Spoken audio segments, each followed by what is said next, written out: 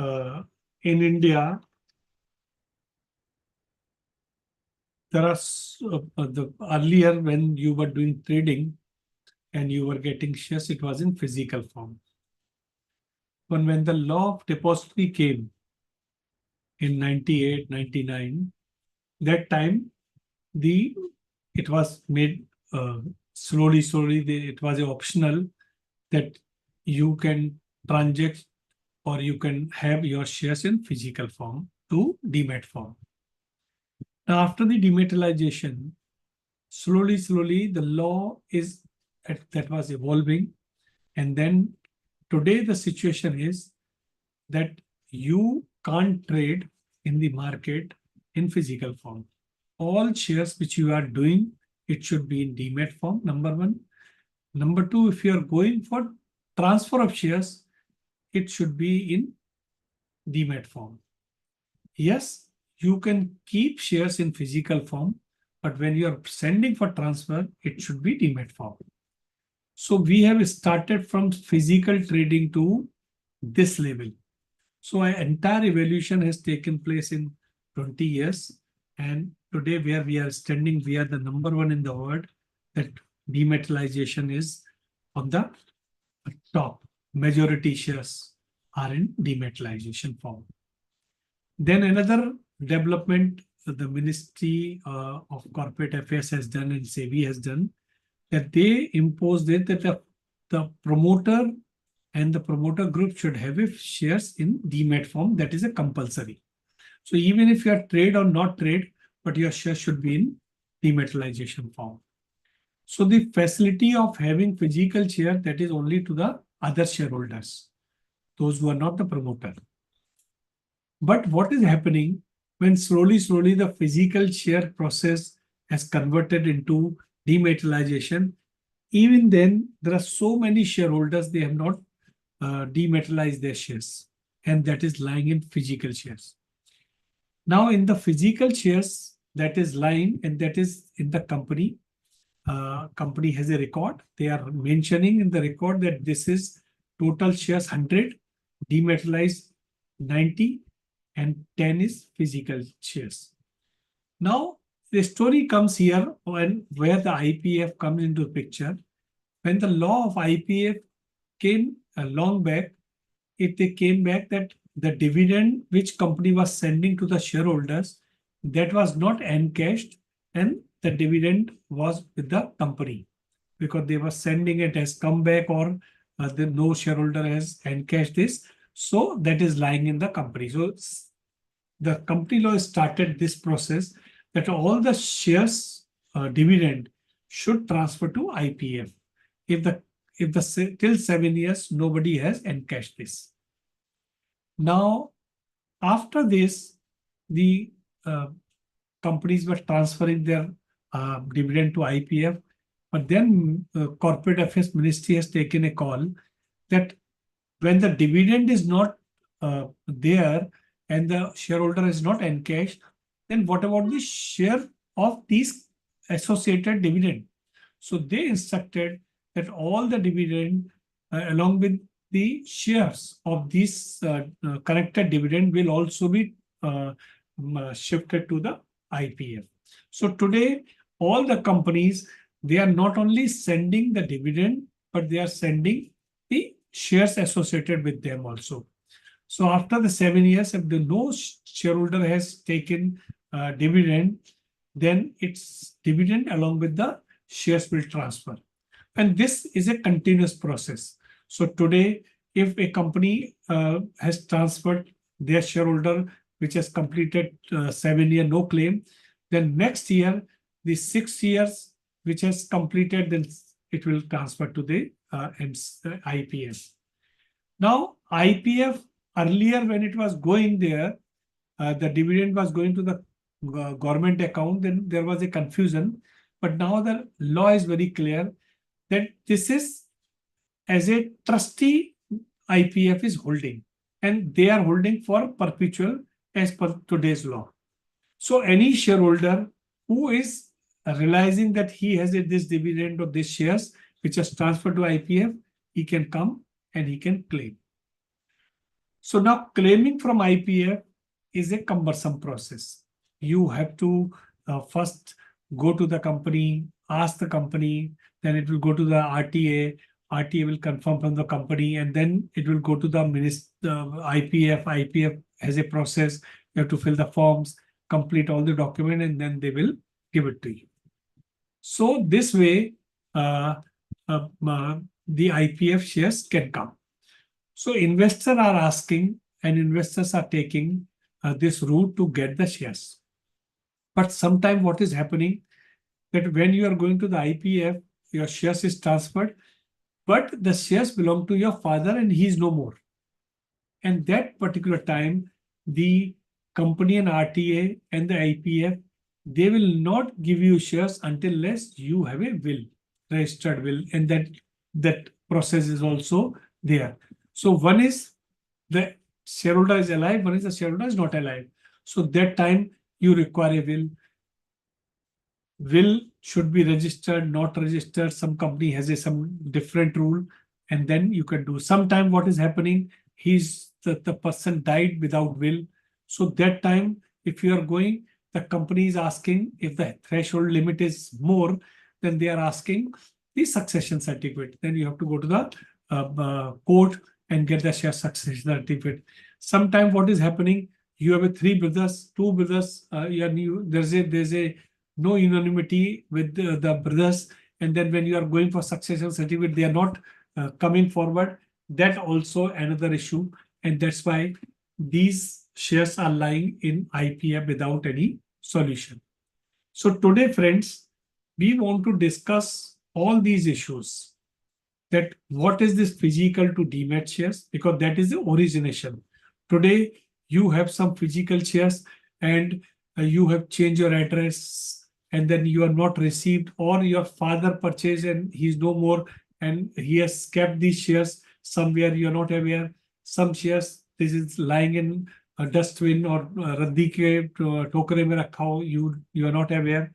So many cases are there. So we will discuss. So today, what we will do, first we will discuss what is physical shares, law, process of dematerialization, and issue faced by the investor, because there's a first step.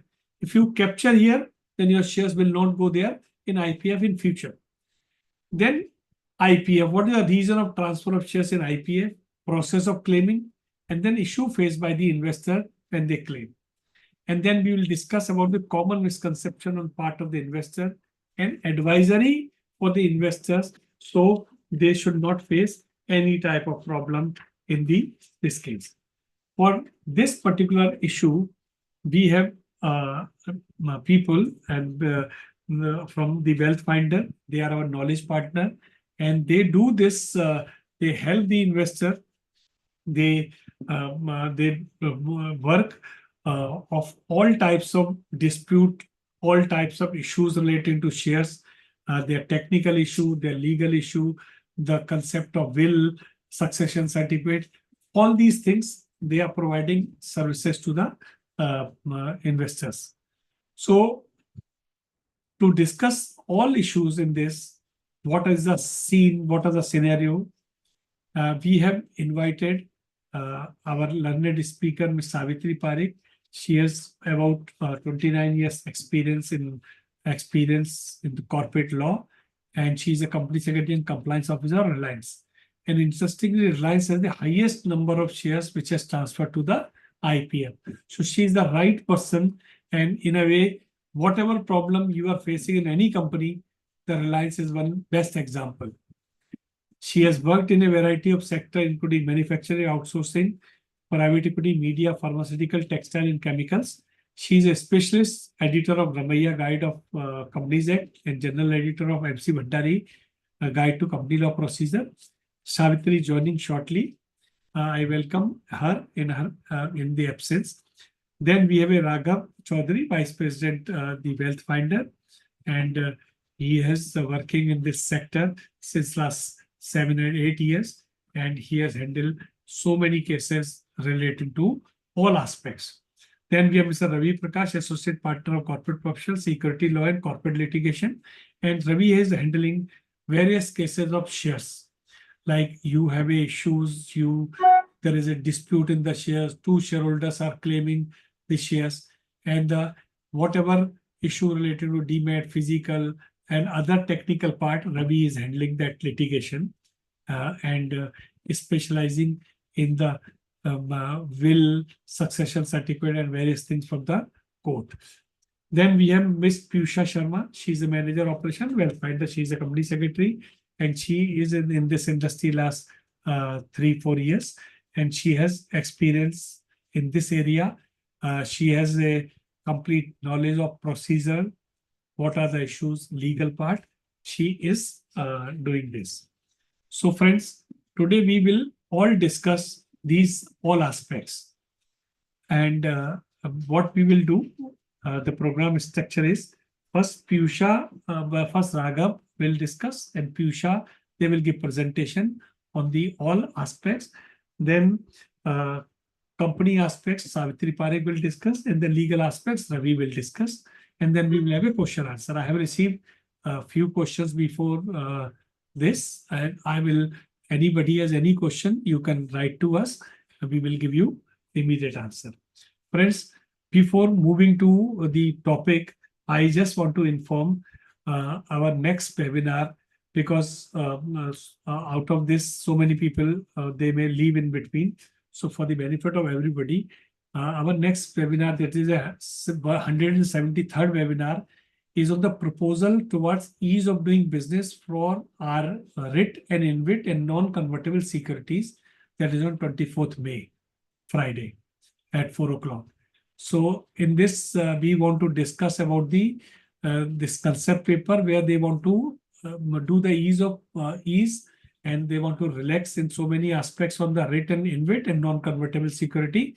So more and more people can participate, bring out issues and work out, so that all these things we will discuss. And next webinar 174, we are having on the merger, which is short route merger, which we do. That is, we will do on the next Friday, that is after 24th May. And we will discuss that information. We will give it to you. So friends, I just want to show you one number. Piyusha, can you just show the how big market is there that I just want to show. Just show it. Yeah, sure.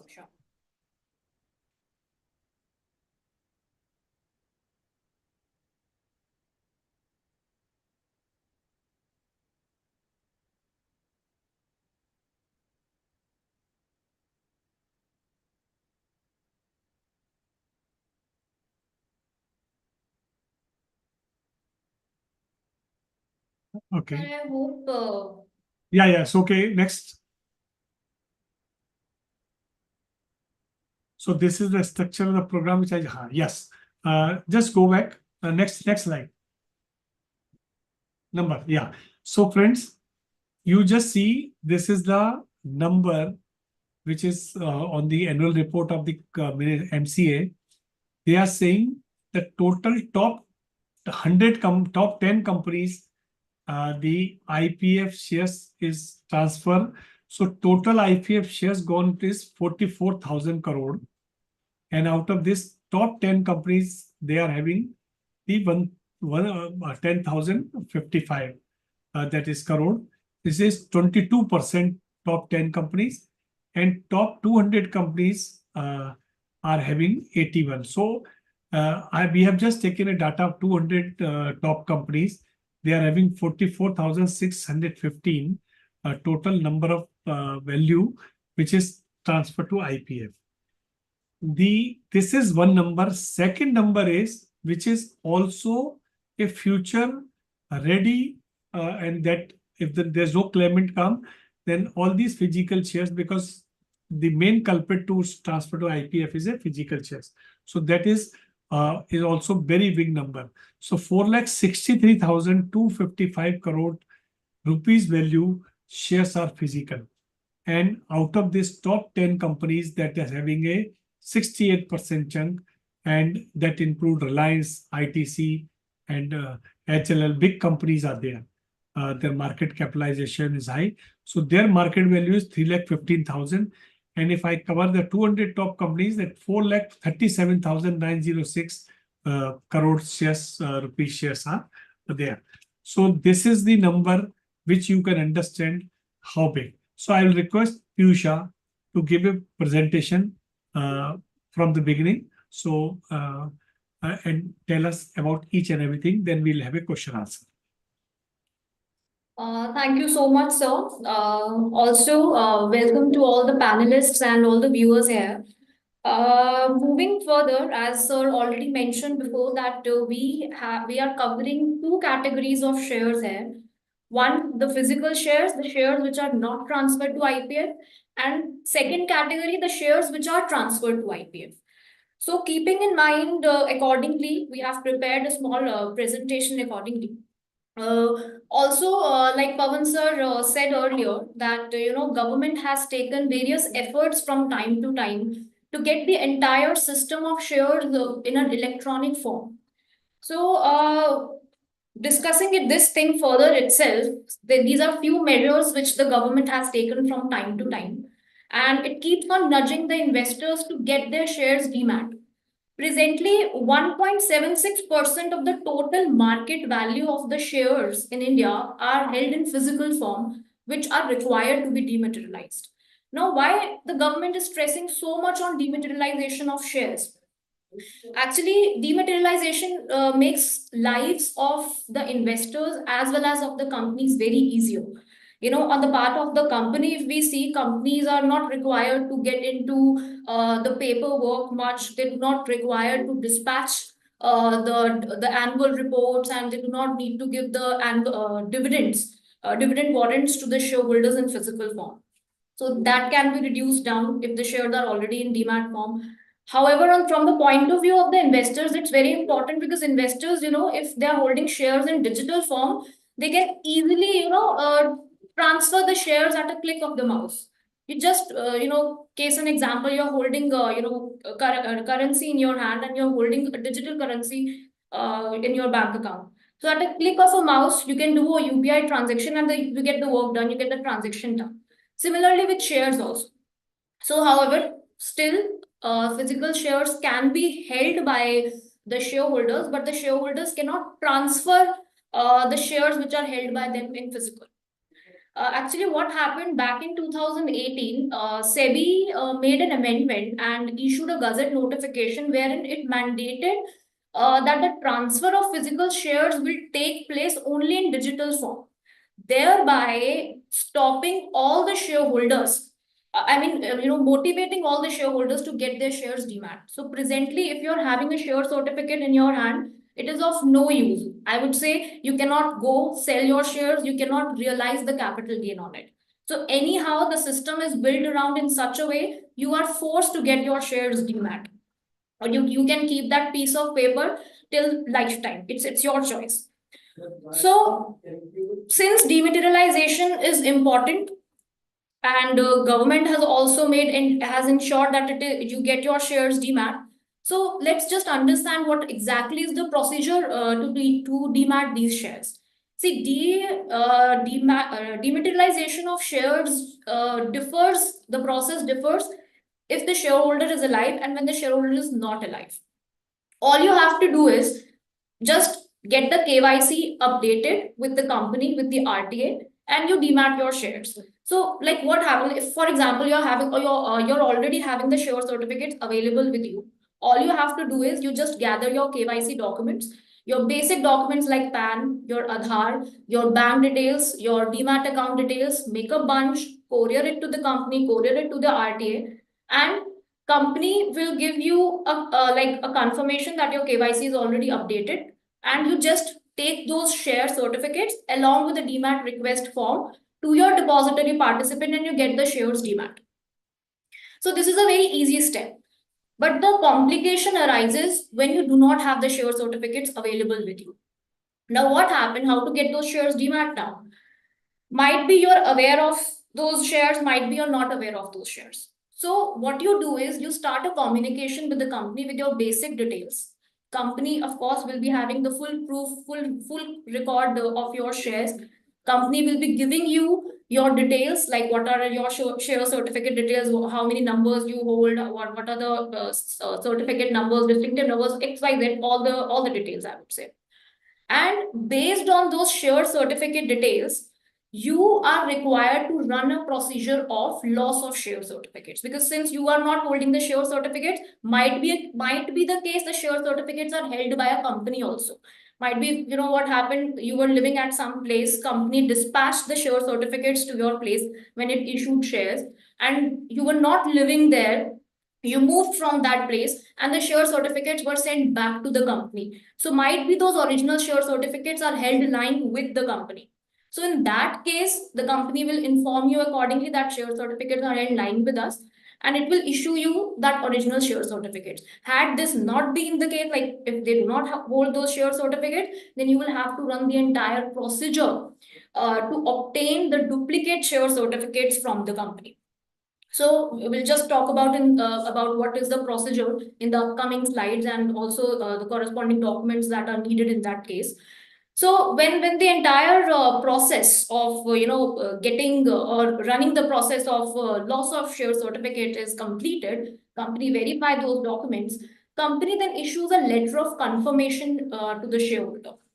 So that letter of confirmation is a proof in itself that you are entitled to so and so shares under so and so folio. All you have to do is you get that piece of letter of confirmation with you, attach it with the demat request form, which is available with the depository participant, and send it to the DP, and your shares will be demat. So it is also very important to note here that once you get the letter of confirmation, you only have 120 days to get your shares demat, post which the letter of confirmation will be expired, and you will have to run the entire process with the company or the RTA again.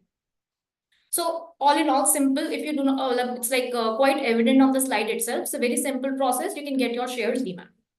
But the complication, the level of complication increases when the shareholder is not alive. Now, what happened? Of course, one of the legal heir of the shareholder will come up saying, "Ki I am the claimant, I am the legal owner of these shares, and I want to claim those shares in my demat account." Now, there might be cases, there are 4 legal heirs of a person, but there might be only 1 legal heir of the person. So there might be, any kind of complexity on case-to-case basis. However, running into this, the direct process, the process is similar to we discussed earlier. You have to get the KYC verification done. Since the shareholder is no more there, of course, the claimant will go to the company and will get its KYC verified from there. So they will, along with the KYC verification, you will also have to submit a few like few supporting documents, giving a proof that the shareholder is no more, like death certificate you will have to give. You might be having the will of the shareholder who has written in your favor or in favor of all the legal heirs, whatever the case may be. Then there might be a succession certificate you might have obtained from the court. Okay, accordingly, those succession documents are required once you go to communicate with the company. If you do not have, then of course you will have to first proceed.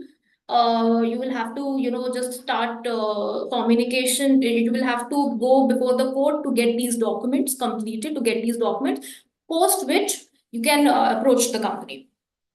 So this is all like that. You get the succession document. Then you furnish all that succession document, death certificate, KYC verification, and of course, if there is a you do not hold the share certificates in physical with you, you will have to run the entire process of loss of shares. You will have to do the entire documentation related to that.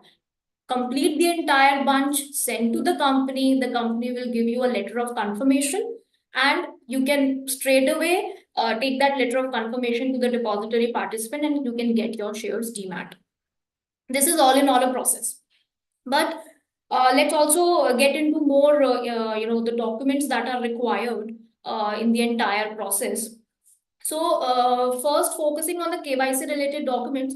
See, simple, straight enough, PAN, Aadhaar, identity proof, address proof is required for the shareholder or the claimant to be, furnished before the company. However, if you are an NRI, the non-resident Indian, or a person resident outside India, you will be requiring of course, OCI and passport. to give a proof and to furnish it to the company.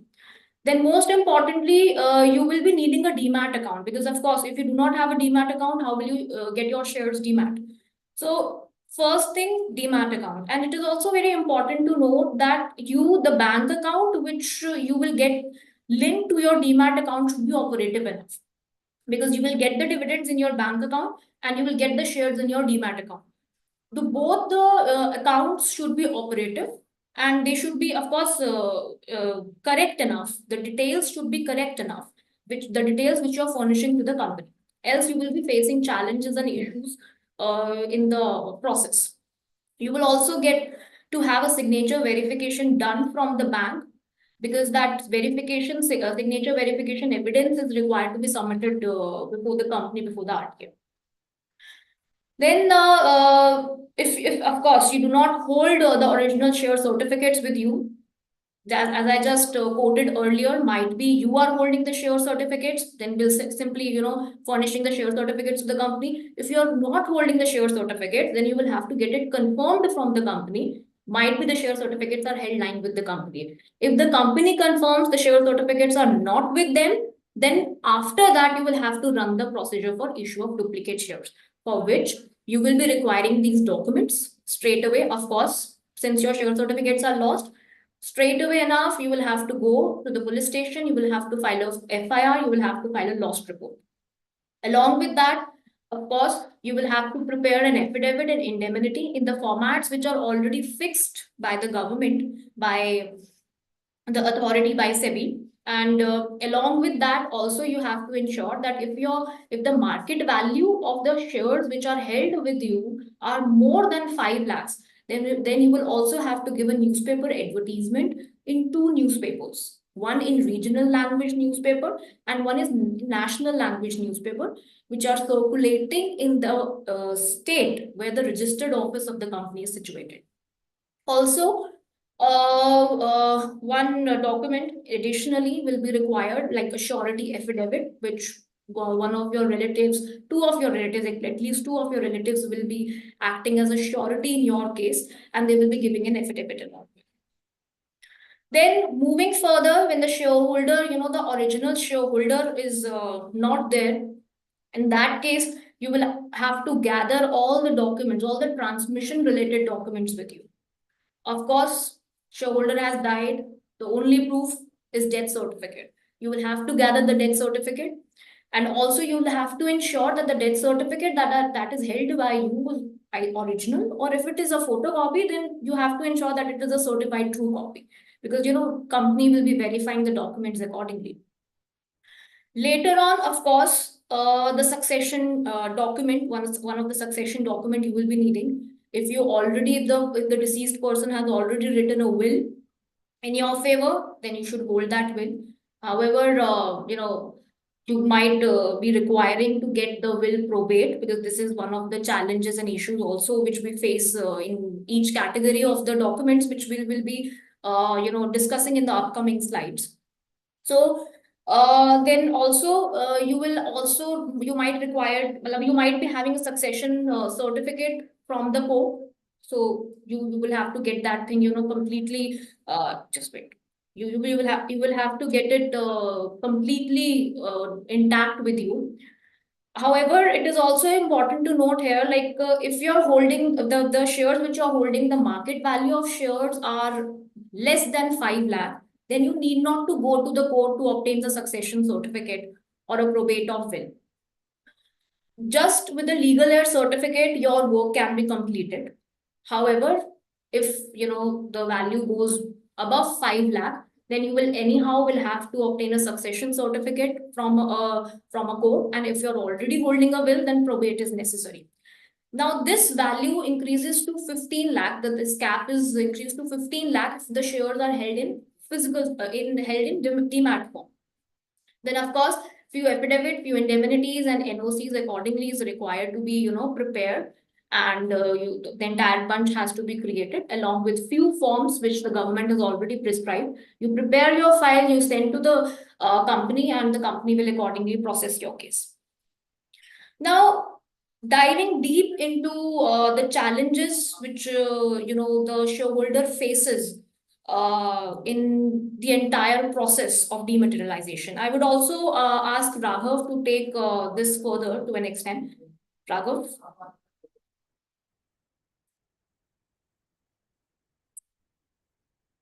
Raghav, can you hear me? Raghav, you got to unmute yourself.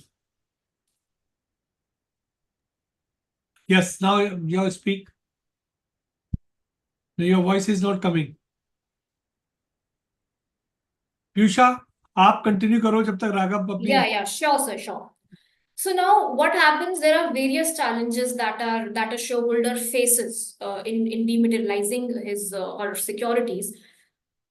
Coming down to the KYC update, when there is a name related issues are there are a lot of name related issues. For example, the person's name is Rita Chauhan. After marriage, her name changes to Rita Gupta. See, there is a change in surname. Now, what happened as per law, as per SEBI circulars, person can give either a marriage certificate or a person can also go for an old passport which is in her old name and a new passport bearing her husband's name. That can be a suffice document. But practically, when you deal with RTAs, when you deal with companies, they keep coming up, they straight away write single sentence stating that furnish a marriage certificate in this case. They also, sometimes they do not even accept the marriage certificate. They straight away, some RTAs say, just go and get a gazette notification in this case. So investors face challenges in the name related issues when comes up, when there is a, even in case of this is a case of a major name change. But even in minor name change also, like for example, in one of our cases, the name was R. Mahalakshmi. Okay, her name was written as Mahalakshmi R. So even if the initials, the initials of the name are, arranged in a manner, they are arranged, the initials comes before, initials comes after, the RTS straight away come up saying, ki, go get gazette notification.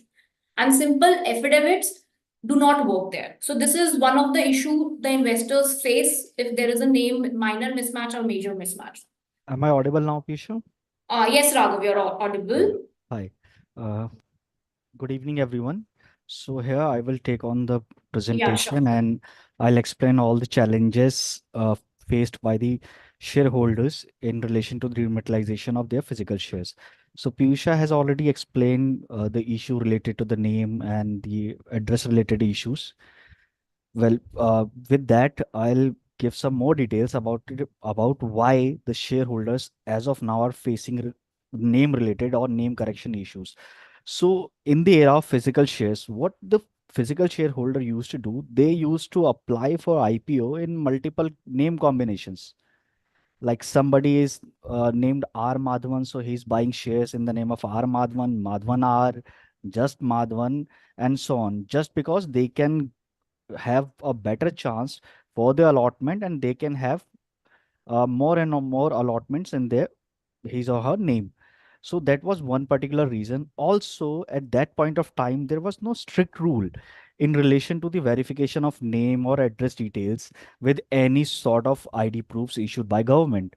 So companies were also not that much strict or worried about that particular thing related to the name or any other details.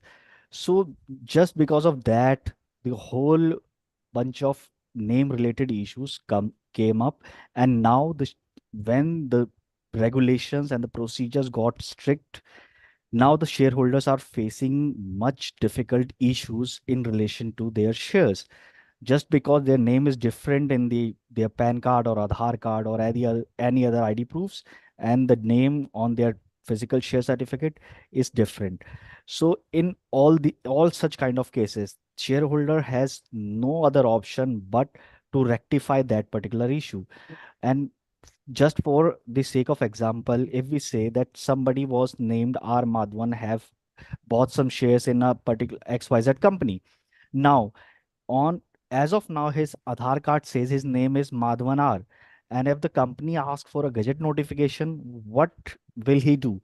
Reason being, if he doesn't have any other document related to that particular old name, he won't be able to issue a gazette notification or newspaper advertisement. So he has no solution in that case scenario also. So that's why they are facing much bigger issues just related to the name correction or name mismatch issues. Apart from that, signature related issues with time, passage of time, their age, everybody's signatures got some minor or major differences. So that's the case with when they are going to verify their KYC or update their KYC or update their bank account detail, or they are even trying to demat their shares. The signature are different as in the records of the company. So they have to go with the relevant ISR forms to verify their signature to proceed with the dematerialization form. Now, when we talk about the joint shareholding, that is also a major issue. Reason being, people used to buy shares in different name combination. That was one thing. Not just that, they used to buy with their friends and families and colleagues, neighbors, etc. And with the time, everybody got shifted anywhere else. Somebody is living in different cities, somebody is living in altogether different country. And many cases, one or two joint holder has died. Now, for the surviving shareholder, it is difficult to get that share back in his demat account. Reason being, he doesn't know where the other joint holder is living right now, or in which city he is, or in which countries, or even if he's alive or not. So if that person, the joint holder, is the a close relative of his or her, then he can have the knowledge what is up to with that particular shareholder, and he can go with the demutualization process. But if he was a friend or a colleague or a neighbor or anybody else, he has no other option but just to have the share certificate with him and wait if the government eases any norm or anything else. So they don't have any particular solution, but yes, they can also go through the court for the resolution of this matter. And Pisha, next. Yeah, Raghav, I would like to add one more thing Hmm. in this KYC updation. Actually, not only the name of the shareholder is important to see ki whether there is name mismatch or not. Hmm. Also, it is required to see whether the name of the father of the shareholder is Yes. matching in the documents that are given out. Yes. Yes. Yes. So even sometimes happens the name of the father, mostly what happened, our fathers used to write Kumar always in between of their names. So Correct. like every time Sanjeev Kumar Sharma. So Sanjeev Sharma, somewhere Sanjeev Kumar Sharma. So that also causes a challenge for an investor because you know how to get your share, that you are going and claiming your shares, but you are also getting the documents of your father's changed. So it's like a second person involvement also sometimes it's which is a challenge in itself. Risha, you can give my example also, PAV and Yes, PAW. like Pavan sir, like his name somewhere is Pavan Vijay and somewhere Pavan Kumar Vijay. And there's also a difference of a single letter V and W. So these minor mismatch, however, it's just a minor mismatch because of the passage of time, but it turns out to be very major when you practically deal with it. And also one more thing, it is required. It is very important to note here, like when when you open the demat account, and if you're having the shareholding in joint, so it's Hmm. very important that the demat account is also jointly held by both the shareholders. It is not like you cannot do it like you are having the joint physical share certificates and you're getting the shares transferred in a single demat account. Okay. So that is important. But the And format of the name, who will be first holder and who will be second holder? What about that? yes, that also needs to match. If it is not matching, then of course some documents, additional documents, the investor will have to run into. And also, the bank account which is linked to the demat account is also to be very specific enough. Might be you're having a joint demat account, but the bank Hmm. account which is linked to your joint demat account is held by single account holder. Okay. That can also be a challenge for an investor. So, But and SEBI even if doesn't have any particular guideline about the bank accounts. It can be a single account as well. yeah, matlab, practically, if we see that how difference does it make if the husband and wife are holding shares in joint and they're Hmm. having a single bank account, held in the name, only in the name of husband, and if he is claiming shares and jointly shares are held by both, then how does it make a difference? There is of course a mutual understanding between them, right? But companies, I don't, we just fail to understand. There is no written nowhere that is not an acceptable situation. But they do come up stating that shares should, the bank account should also be joint. And also a condition with that, if there is a joint bank account, Mhm. the pattern, the account holding pattern of the shareholders of the account holders should be similar to that of their shareholding. So if the husband is the first holder, but the bank account linked to the demat account, in that he is a second holder, second account holder, that will also be a challenge for a shareholder. So these are very intriguing challenges deep down, the challenge within challenge the investor face in a simplest of simplest KYC update also. So And it the means the thing, registrar are creating new regulation on their own without any guidelines of SEBI or any other authority. rather, I would say, since if there can be a proper uniformity across, so things can be reduced down. When Okay. moving further, Raghav. Okay. So now the lost share certificates, that's the biggest challenge for any shareholder. Even if the shareholder knows that he has some shares in some companies, but he doesn't have the share certificate, it is literally gets very difficult for him, and most of the time shareholders gets frustrated and thinks that now I can not do anything else about this. So for all the listeners, I would suggest that even if you have lost the share certificate, do not lose your hope. There would be some procedure, like you have to provide some surety affidavits, and there are some other requirements as well, but you can get your shares back even if you have lost share certificate. So you can get the letter of entitlement if the shares are in IPF, or if the shares are not still in IPF, in that case scenario you can get the letter of confirmation from the company directly, just to dematerialize your shares. So just losing the share certificate, it doesn't mean that you should lose your hope. You'll get your shares back. Hmm. So there is a big challenge specifically, in furnishing this document called surety affidavit.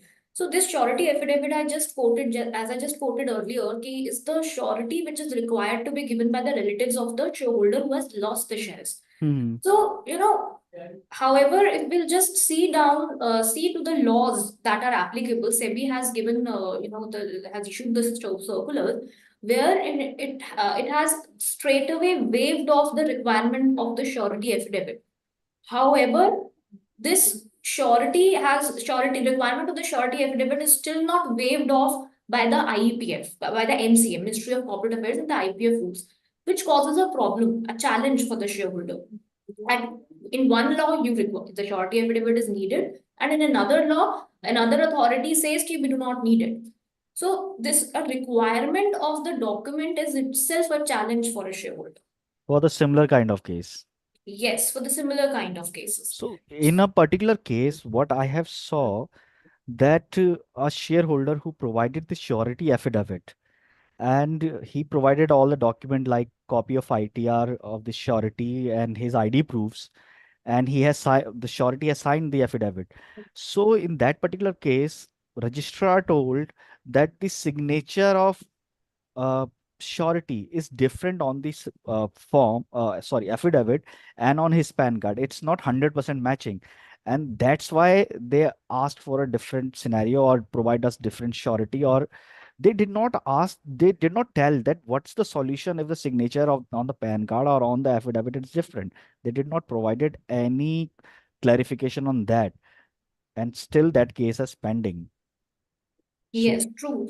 Adding on to this further, now what Mhm. happened? Like, if we'll just use, practically, we'll see if suppose the person is holding shares of worth, suppose 10 lakhs, Hmm. and the person who is giving the surety is having the net worth of 1 crore. So I think this is practically, it's more than enough surety a person is providing by his net worth for a particular shareholder. And one surety should be sufficient in this case, and nowhere it is written in law how many sureties are needed. So in this present example itself, it will just furnish the surety affidavit, a surety from one person. the RTA or company will come up saying कि we need two sureties in this case. So I think this is another challenge challenge or issue which the investor face. And because what happened, person who is giving a surety for you in the loss of sure certificates which happens is in itself a very big task. Is a kind He's because you taking a have to. risk. He's taking a risk for that value. Exactly. So why would anyone give a surety until and unless, because, nowadays, even the relatives are, not that courteous enough to help you. And finding a surety in itself a task. Then if you have found the surety, then you're asking in another burden, you're putting a burden on him to furnish the ITR copy. So that is, a very confidential information for a person. You're requiring the income tax return because why would a person will tell how much money is he earning? So that is itself, a challenge for an investor. That this entire concept of surety affidavit, I would say, because if the person is already giving an affidavit, he's already giving an indemnity that I've lost the shares, and in case if they are found not to be in my name, and if I find the certificate at a later date, I will be responsible. What else do you need? Why do you need a surety then? A challenge on challenge itself.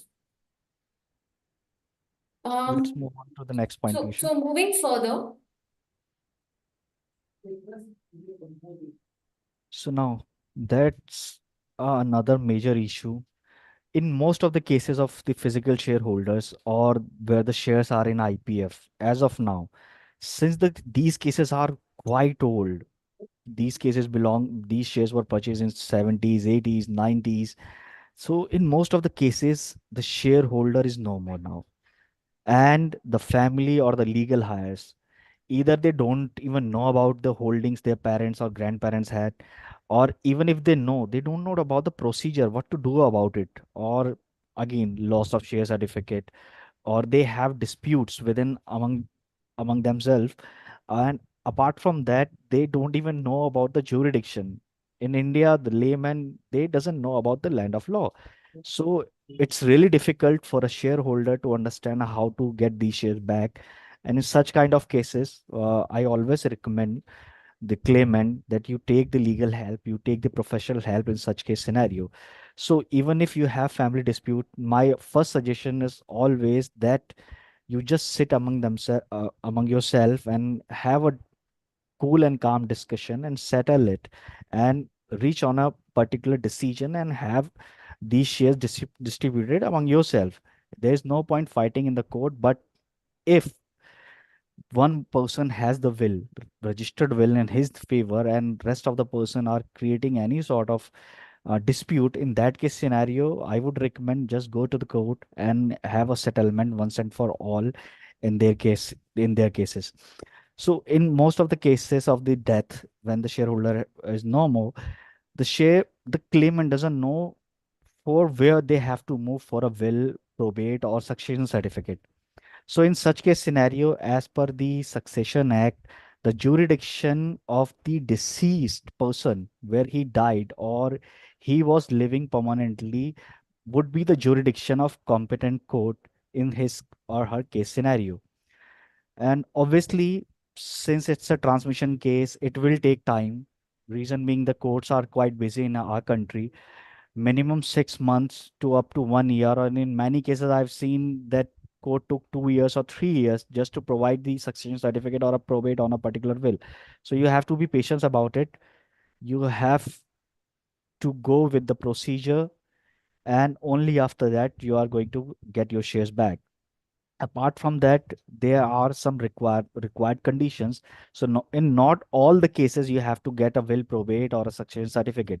So if the value of share per company basis, not overall, per company basis is less than 5 lakh rupees, you can get those shares back with just a family settlement deed and NOCs from rest of the person who are willing to provide you no objection in your favor, and a legal hire certificate or a survivor member certificate from the revenue department of your local district. After that, you can get these shares back from the company. And Yes, will versus probate of will. That's an interesting topic, and I will ask Piyusha to explain it to all the viewers and all the panelists about it. Piyusha? Yeah. Thank you, Raghav. So, will and probate of will. Now, as Raghav quoted just now, if you're already holding a will, if the person has died and he has, left the will in favor of one of the four legal heirs, suppose. So, logically, that one legal heir should be the legal owner for all the estate, for the entire estate, whichever is mentioned in that will for it. But it is not the scenario. Now, if what happen is if you're holding the market value of the shares, be it more than 5 lakh, be it less than 5 lakh, or if you're holding shares in demat more than 15 lakh or less than 15 lakh, irrespective of the fact, if you are holding the will, anyhow you cannot conceal the fact that you're holding the will. You will have to take that will before the company. So if you're taking that will before the company, so companies, RTAs are not accepting the will. Will is second thing, they are not even accepting the registered will. Okay. They will be asking for the probate of will, irrespective of the market value of the shares you're holding. So this is again a challenge for an investor, that if you're holding shares of only 4 lakh or 5 lakh or just a bit more than 5 lakh and you are furnishing a will, then you will have to, make efforts. You will have to have, time. You will have to, spare a good amount of time, good amount of efforts, and good amount of money to get your will probate and get your shares demat. So a simple process of dematerialization will become a very difficult process for an investor, in such scenario. So moving further, however, I would also like to add one thing, like, if we'll go by law, so probate of will is not necessary for in all the states. So if you're giving a registered will, that is in itself a sufficient proof. But and if you're giving a will, of course, there are few other documents along with will to validate the legality of the ownership being a legal heir. But still, just asking a probate of will and ignoring the fact, ignoring the supporting documents along with will is, is altogether an unjustified response which the companies and RTAs provide to the shareholders, which is a very major challenge which the investor face. Raghav, would you like to take further? So the nominee versus legal hire, it's a very interesting topic, and I think you would be a better person to explain this to all the panelists and the viewers. Yeah. So, see, nominee versus legal heir. So, it's first we must understand the difference between a nominee and legal heir. A nominee might be a legal heir, or legal heir might also be a nominee. There can be, either of the case. Now, what happened? Nominee is simply a person whose name is written, who's actually been appointed as a nominee by the shareholder. So you specifically furnish few details about the nominee, and you furnish to the company stating that on if I in future I die, he so and so person will be the nominee. So but legal heirs are actually the persons who are the actual owners, actual claimants. I would say the actual owners after your death, in whose account your estate will be successed, I would say. So there's always a battle between a nominee and legal heir. So if, Because of course, anybody can be a nominee in these cases, yeah, might but the not be a legal legal heir. hires would be only those which is described as per Indian Succession Act or Hindu succession law or any other personal laws governing these issues. And we have seen n number of court cases where high courts have clarified Hmm. that the legal hires are always have better rights than the nominee. And recently there is a Court judgment as well who True, has which 2001. has given the better clarification and just finished this particular war. So I would request you to just put some light on that judgment as well. Yeah. So actually, on December 14, 2023, there was a case Shakti S. Dani versus Jayanand Jayant Salgaonkar. Mhm. So wherein, Supreme Court has cleared the air on a critical subject of a battle of nominee and legal heir. And they have, straight away clarified that nominee will be responsible to take actions, the required action for succession of estate of the deceased shareholder until and unless legal heir comes into picture. So if the legal heir do not have any objection and the nominee is taking all the, all the actions, all the steps to get the shares or to claim the shares, then it's fine. Straight away, perfectly fine. But if legal heir says that, you do not hold, you cannot claim those shares, we are the legal owners. As per law, we will be the claimants. So in that case, nominee cannot win. So nominee has a say until and unless legal heir comes into picture, and they have a say in objection to what nominee say. So this is all in all the nominee and legal heir, I would say. So always in a battle, legal heir will always win. So these kind of challenges, of course, the shareholder face. This is specifically when the shareholder has deceased. So this kind of challenge, the legal heirs, the nominees, faces So faces technically, nominee is just the caretaker till the legal house or the guardian, yeah, actual the guardian families of are the state. coming into the picture. Yeah. Okay, let's move on to the next point, Piyusha. So procedural related issues. So in many cases, what we have seen, what the shareholders seen, that they have to request n number of time for a single issue with the registrars or the company. And even if they have multiple issues, there is no particular format that they can just provide. They can just provide a single request letter with all the relevant documents, and RT or the company will take up on the matter and resolve that particular issue. They'll they might rectify a issue or two, but again they'll ask you to just go with the whole procedure all again, to all together again, just to rectify another issue. So that is also a big challenge on the part of the shareholders. And also all the RTAs, they don't have particular uniform formats for when we talk about the affidavits or request letters and such kind of things. They have their own format. Everybody have their own format. So even in a particular case of ours only, the shareholder who died left shares in n number of companies, more than 100 companies. Now there are multiple registrars involved in this particular case. So the shareholder have to provide different letters in different format, different affidavits in different format in more than 100 cases. So that is quite hectic for that particular claimant as well. The family who is already grieving with the death of their father and their brother or anybody else, they have to struggle with that as well. So there is no solution for them as well. And again, notarization and stamping issue, that's a whole together new story. So even I cannot explain why they are doing such kind of things, but they are doing, and there is no end of it. Piyusha?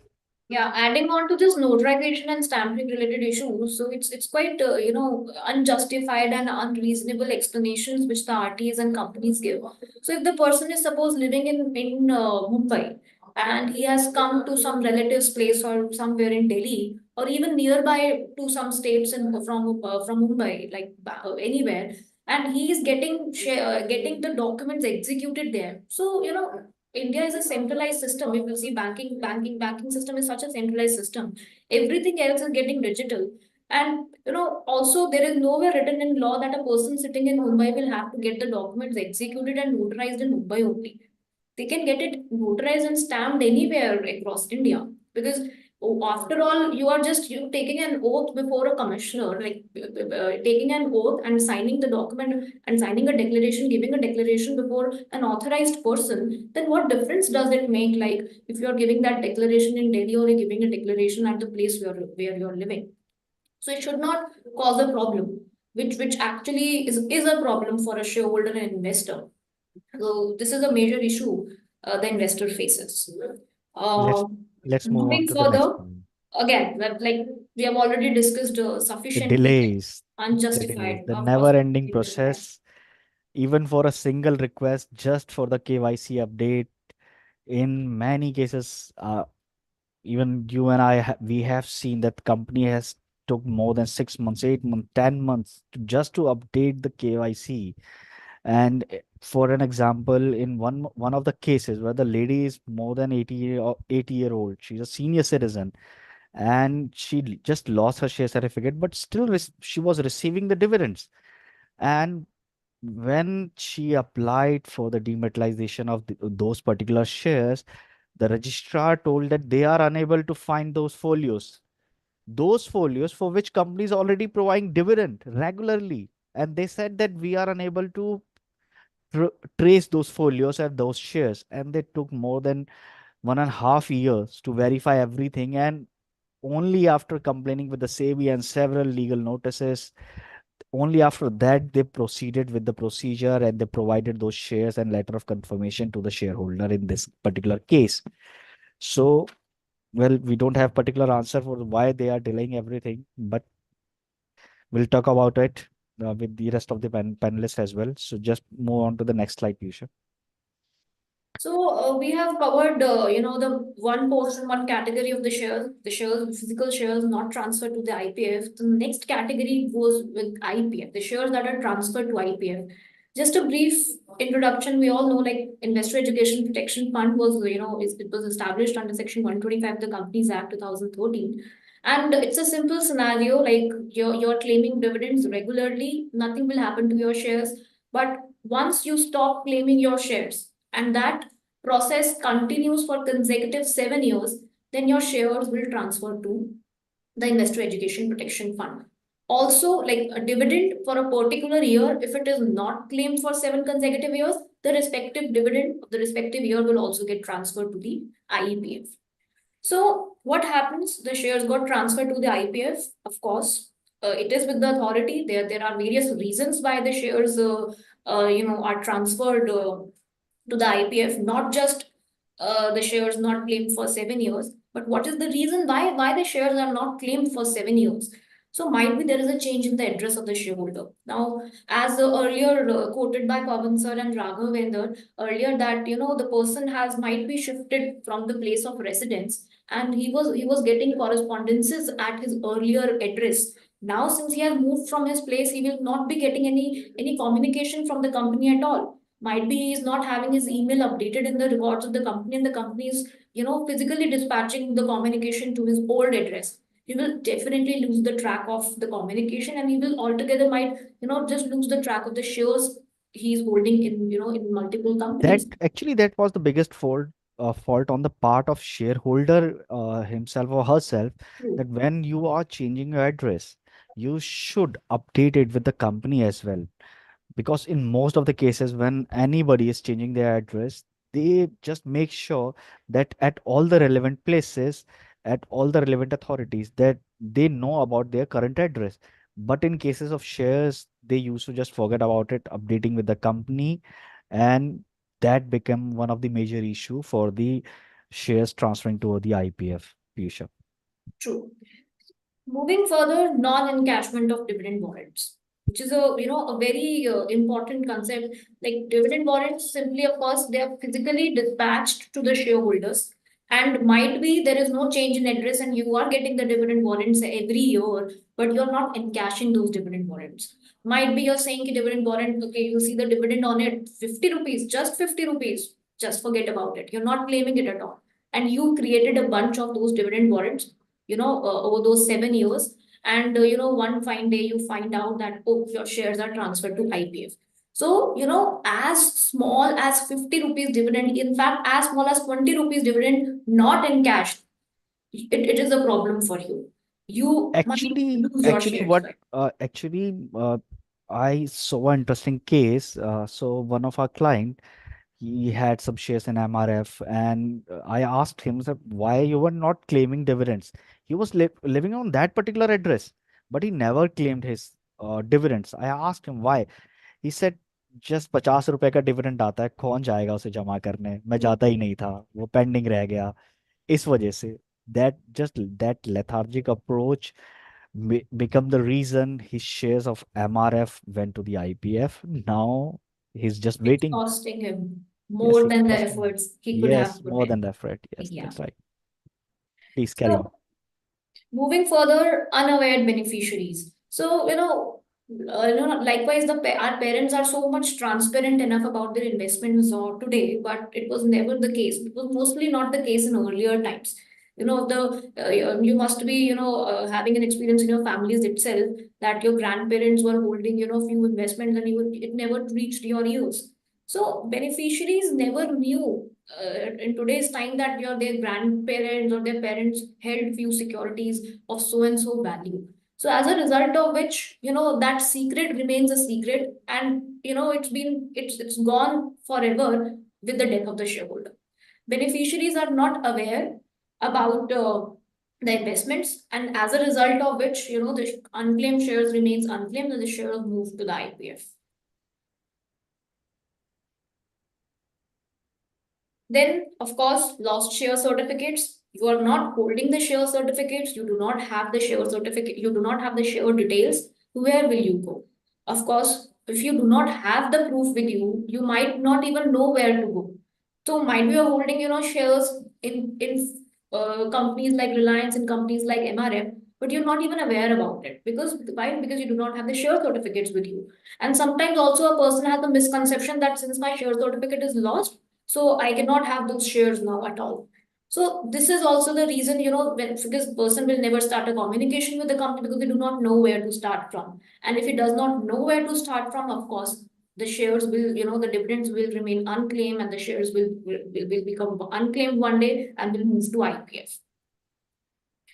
Then lack of awareness and knowledge, of course, it's the common, a point in all the cases. The person is not aware, and even if the person is aware, he's having so and so shares in so and so companies, but he's not having the knowledge and required a requisite expertise on how to get those shares or how to claim those shares or how to start. And even if he knows how to start, how to claim, he cannot, the challenges which we have faced, which we have discussed in the earlier slides, how will he pass through all those challenges?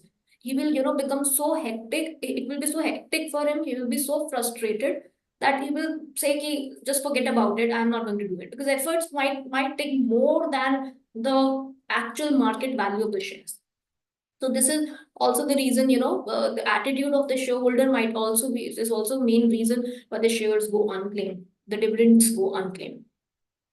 Then unregistered sold shares. Raghav, would you like to explain this? So unregistered sold shares. So that's a really big issue in where n number of cases what I have seen that shareholder sold his shares way long back, but due to some reason the buyer, the purchaser could not get those shares transferred in his or her name. Now after the years, that particular shareholder, he's still receiving the dividends in his bank account or checks or communication from the company at his address, and he know that the value of share as of now is quite big when I sold it to somebody else, but he knows that that person haven't claimed those shares in his name, or he hasn't even applied for the transfer of that particular share in his name. So in many cases, I have seen that such kind of shareholder just comes to us and ask us that we want to claim these shares. And any point of time when we get to know about it, we tell them that you have already sold this share, that you don't have any right on these shares. But again, what about in those cases where company doesn't even know about it? We or any other consultant or any other advocate doesn't know about it and assist such kind of shareholders. In that case scenario, the buyer, he's the ultimate loser in such cases. And for that purpose, with I'll give another example. So in one of our own case, a shareholder, he came to us. So he bought the shares in his name from somebody. But due to some reasons, he could not got those shares transferred in his name. Now he's struggling, reason being in 2019, the SEBI has completely banned the transfer of physical shares. Now he's unable to find that particular seller. He don't even know that where that particular seller used to live or anything about him. And he just bought those shares from a broker and he have the transfer deed with him. He has all the purchase proof, but he doesn't know how to resolve this particular issue, how to get these shares transfer in his or her name. So we are helping him with that particular case, but that's the issue. And in most of the cases, I believe that the company thinks, or the registrar thinks, that whatever inquiry is coming to us, they might have sold the shares, and they just slow down the process, or they are reluctant to transfer or release those shares in name of the shareholder. But that's the biggest issue, because shareholder has sold the shares, but the buyer hasn't transferred in his name. So in such kind of cases, dividends are also unclaimed. Those shares, they obviously they just are being transferred to the IEPF by the companies, because neither company knows who's the owner or actual owner, neither a registrar knows, neither the company or neither the authority knows. So that's the particular issue. With for that issue, obviously we have Savitri ma'am with us. We'll ask her about it, about the solution of this particular issue. But for now, just move on to the next point. Family disputes, of course, as as discussed earlier, also there is a dispute in the family itself, and the dispute is to such an extent, that dispute takes so much time and so many years that the shares, the dividends are not claimed for years, and accordingly, the shares are moved to IPF. This is one of the big reasons why, in most of the cases, the dividends remain unclaimed and shares move to the IPF. Then NRIs. So basically, non-resident Indians do not even care about as max as more. They do not even care about the market value of the shares. Most probably, we have seen the cases wherein the persons, are holding shares of worth 50 lakh. In fact, as more as 1 crore also. And they do not care about. They say, just forget about 1 crore rupees. Of course, why would Actually, not they? just the valuation or about It's their also being careless. Actually, the procedure, it's quite is difficult complex for enough. resident Exactly. Indian is itself. Then what the NRI is going to do about it? Also, it's because of the geographical barriers, it becomes becomes very difficult for them, to physically, to run the process. So, notarization, then preparation of documents, sending across, capture. Well, it's a quite complex thing for them. So they simply do away with the claiming, do away with communicating with the company, and thereby, of course, the dividends remain unclaimed, shares move to IPF. Well, moving further, the simple process of the IPF claim, we've already discussed. Now, the process which we run for the dematerialization of the shares, same process is run for the IPF claim also. You have to, create the entire bunch. You do KYC documents. If you have the share certificates, attach those share certificates. If you do not have the share certificates, find out from the company. If the company is holding share certificates, fine, there is no loss. If the share companies are also not holding the share certificates, of course, it's the case of loss of shares. You complete the procedure for issue of duplicate share certificate. Also, if there is a death of the shareholder, you will also have to, have to run the procedure of the transmission procedure. You will have to, accordingly obtain the succession documents, like a succession certificate, or if you have a will, get the probator will accordingly. Everything which has been discussed earlier, you have to complete the file for the transmission. Make a complete file, send it across to the company. The company will verify it, and the company will issue a letter of entitlement to you. And that letter of entitlement is necessary, because as per the recent IEPF circulars, companies are required to issue the letter of entitlement to the shareholder, and shareholders are always advised, rather, they cannot file a claim if they do not have the letter of entitlement. The company's authorities have the complete right to reject the claim if the letter of entitlement is not attached to the IEPF claim. So it's a very important letter which you receive from the company. And after obtaining such letter, you just go to the IEPF site. You create a login, just create an account there. Fill your details, attach all the relevant documents, take a printout of the form and all the documents that are attached therewith. Take a printout, sign them all, and send it across to the nodal officer in physical form. Nodal officer accordingly will verify it and will issue the e-verification report to the authority. And the authority will take a decision further whether to reject the claim or accept the claim, whatever the case may be. Now, the process seems very easy. and simplified, but it is actually not, because there are various challenges and issues which are faced by the investors in the IPF claim, which is the person comes crossing all the hurdles to reach to the company and finally obtaining the letter of entitlement. But even after obtaining the letter of entitlement, another round of hurdles starts. So, a issue starts at the stage of letter of entitlement itself. Even if as per IPF circulars, it's written that the company shall have to provide the letter of entitlement to the shareholders. And also the letter of entitlement, should specifically provide like how much dividend a person is entitled to. A claimant is entitled to, the shareholder is entitled to. But sometimes what happened, first challenge is there is a delay in providing the letter. The RTAs do not provide the letter of entitlement at all. Even if your documents are verified, everything is intact, you will have investor have to take multiple follow-ups from the RTA from the company to get a simple letter of entitlement, for which another set of requests is required to be raised before them. So anyhow, somehow, you just manage to get the letter of entitlement, then there is an issue. The letter of entitlement is not in a format, as required by you to fill the claim.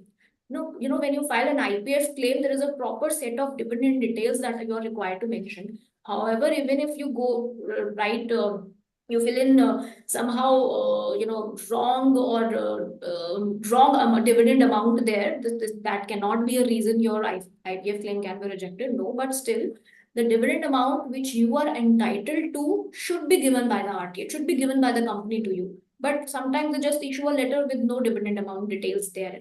So that is a problem, because there is no uniform format of the letter of entitlement, no prescribed format of the letter of entitlement, due to which the shareholder face problem.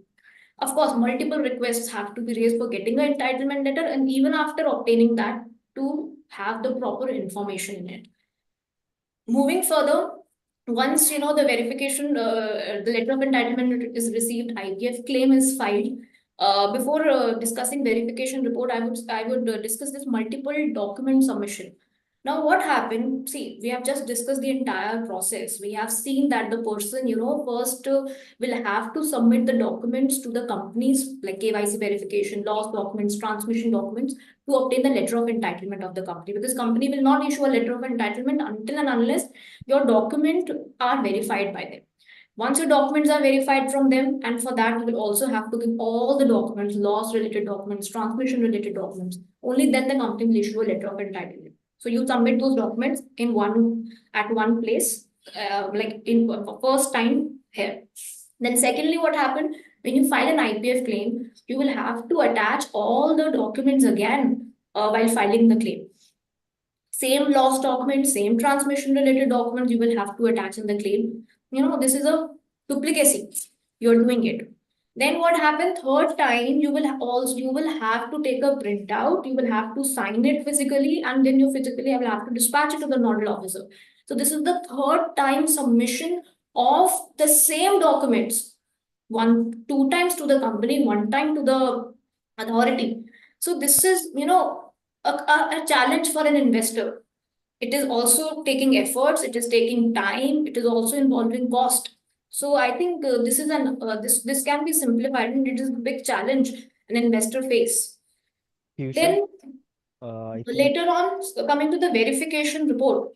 So, companies are, of course, as per recent IPF rules, in the last IPF rule, IPF circulars, they have said the company will have to give a verification report. Of course, in 30 days, they receive the claim documents. The company is required to furnish a e-verification report to the authority, and they also is required to attach all the documents along with the e-verification report, which the shareholder has furnished in the claim. But most of the time, we have seen the documents that are attached by the company are not sufficient, or if they are not sufficient, they are inadequate. Which is why, because of the company's mistake, the investors faces challenge.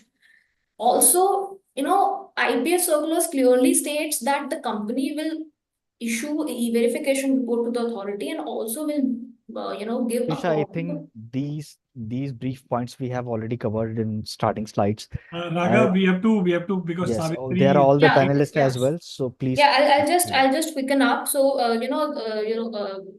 there is a delay in filing the report. Insufficient documents are being issued by them, and they do not issue the report to the shareholder at all. So this is an issue in itself, a major issue, and they reject the claim altogether without giving an actual reason and actual objections to the shareholder. They straight away reject by giving the objections later on and reject without giving an opportunity to the shareholder to correct them.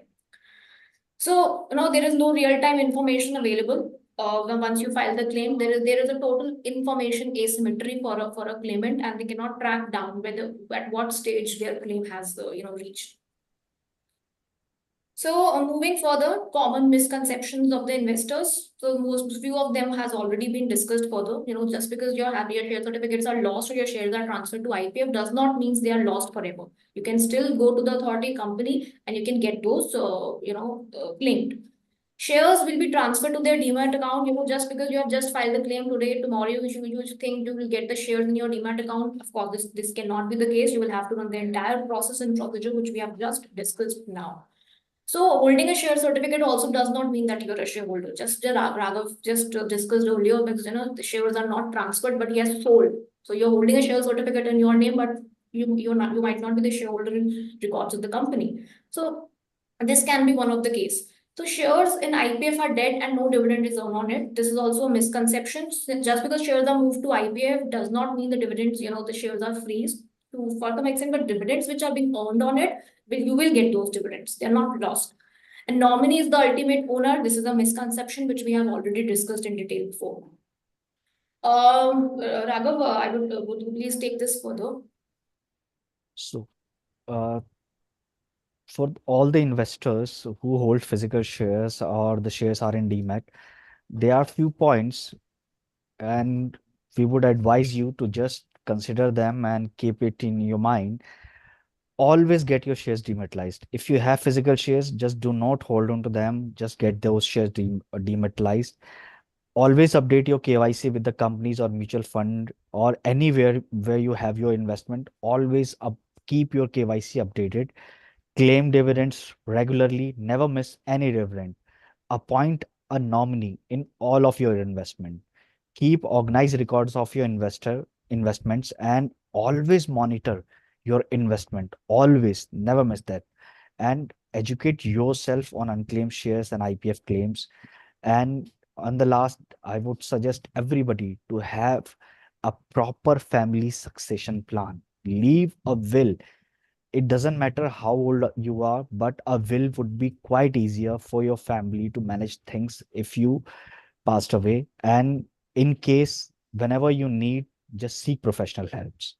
So with this, we'll be concluding and ask Pawan sir to move further with the presentation, sir. Okay, so thank you very much, Raghav and Piyusha, for Thank giving you, sir.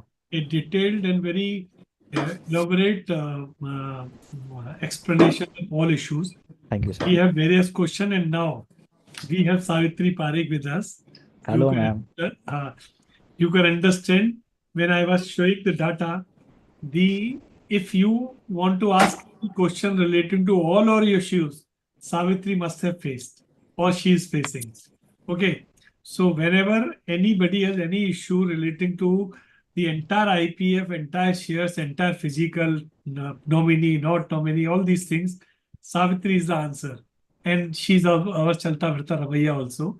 So Savitri, because Reliance is on the top of the list because it has a highest number of shareholders, as well as the market capitalization is very high. The valuation is high. So it is always number one. In all these one-sided IPF, other shares, the one side is Reliance.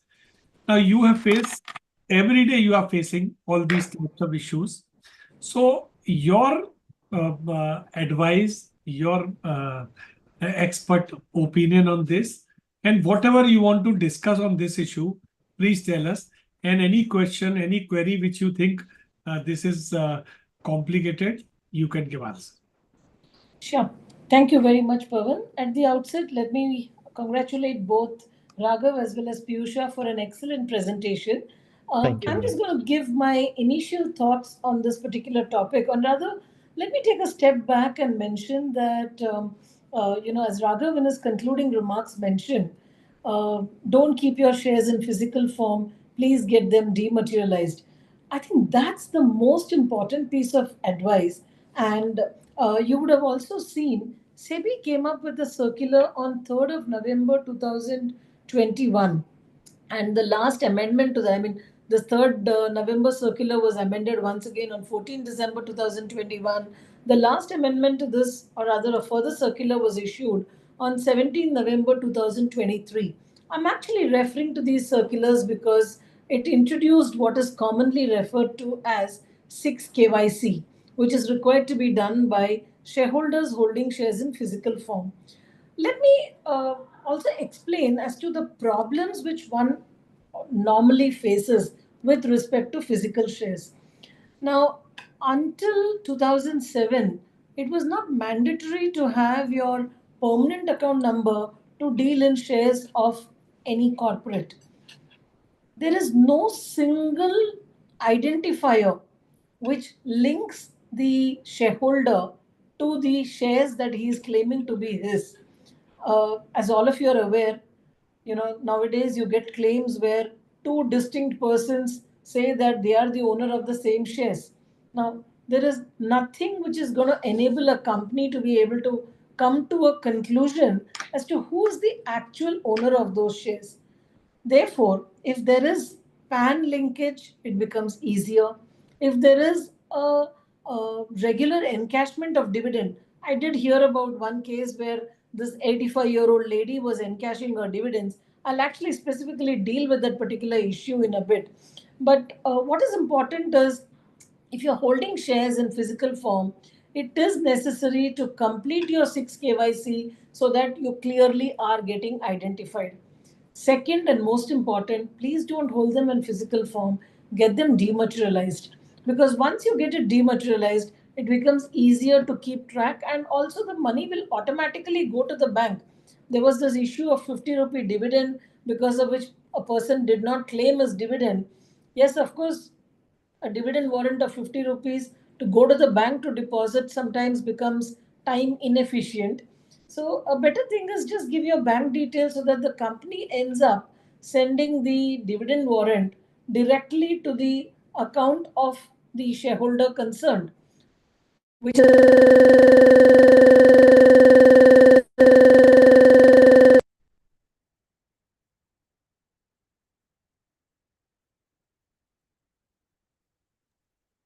Something.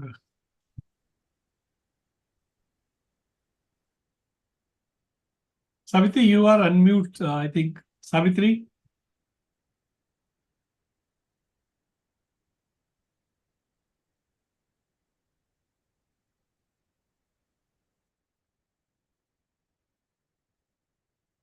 I think there's some problem with Savitri's system. She's rejoining. Ravi?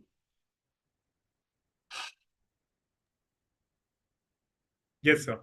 Till Savitri join, and Savitri, if comes, then you can stop Sure. and then. So just quickly, your view on this Which particular aspect of it? Because both legal Raj aspects, and the legal Piyusha point. has drawn a wide spectrum to cover.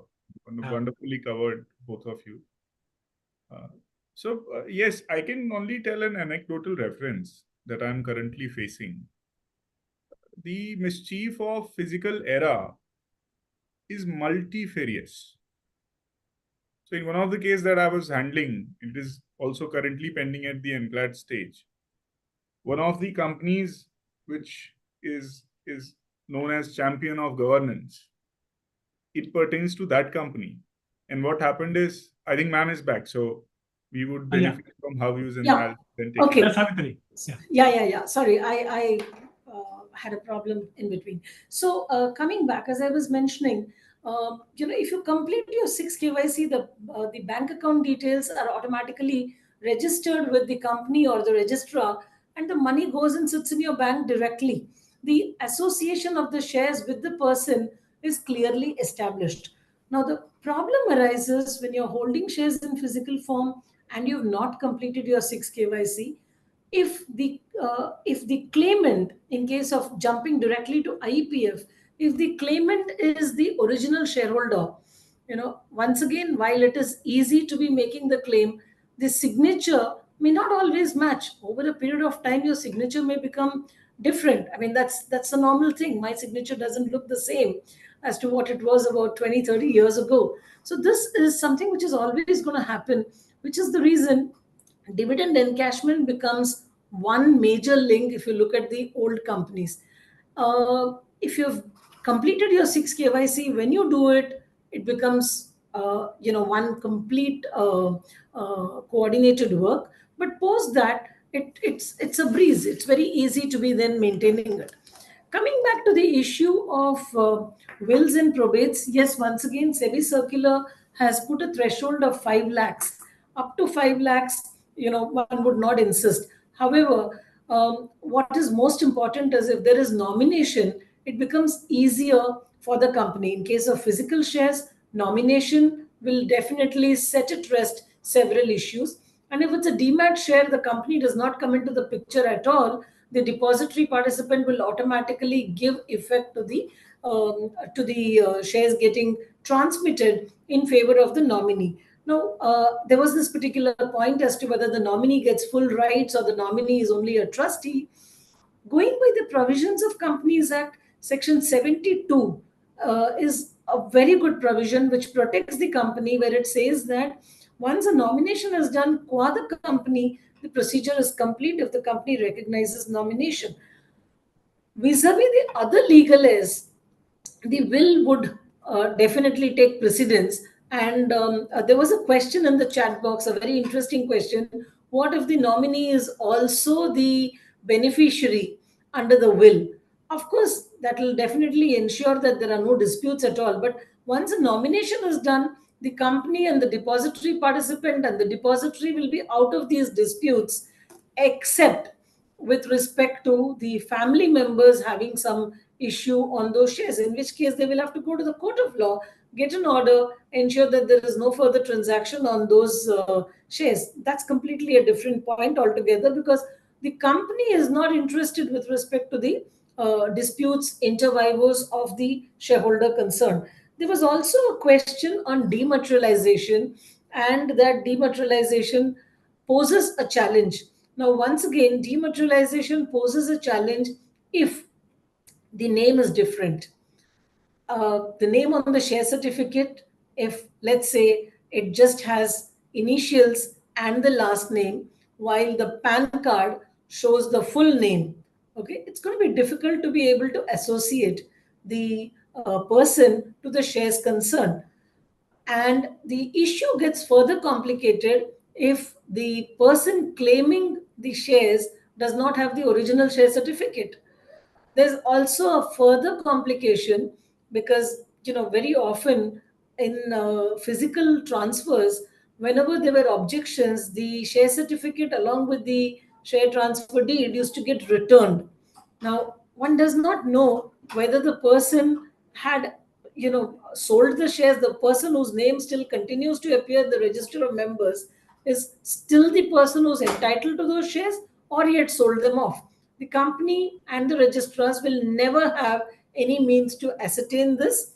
And in any case, physical transfers were stopped 4 years ago, almost 4 years ago, because there was a further extension granted. Although it originally said 1st of April 2019, there was a further extension granted with respect to the cases where objections were raised. So therefore, effectively, it was almost 4 years ago, July 30th, 2020, it completely got stopped. So with respect to these kind of cases, if there are IEPF claims, yes, the companies will have to be a little more vigilant, because while the company would want the rightful claimant to get get the shares back, one has to be more vigilant to ensure that there are it is the rightful claimant. So therefore, there's enhanced due diligence even with respect to dematerialization. SEBI circular very clearly provides for enhanced due diligence under certain circumstances. And which is exactly what poses the challenge. I would also like to emphasize, I started with 3rd November 2021. The last circular of 17th November 2023 very clearly provides that if a person is holding shares in physical form, effective 1st of April 2024, which has already passed, the shareholder will only get dividend in electronic form. So I repeat, holding in physical form, dividend will only be paid electronically. So there are two possibilities. Either the physical shareholder has completed 6 KYC, bank details are available with the company or the RTA as the case may be, dividend will directly go to the bank account which has been given.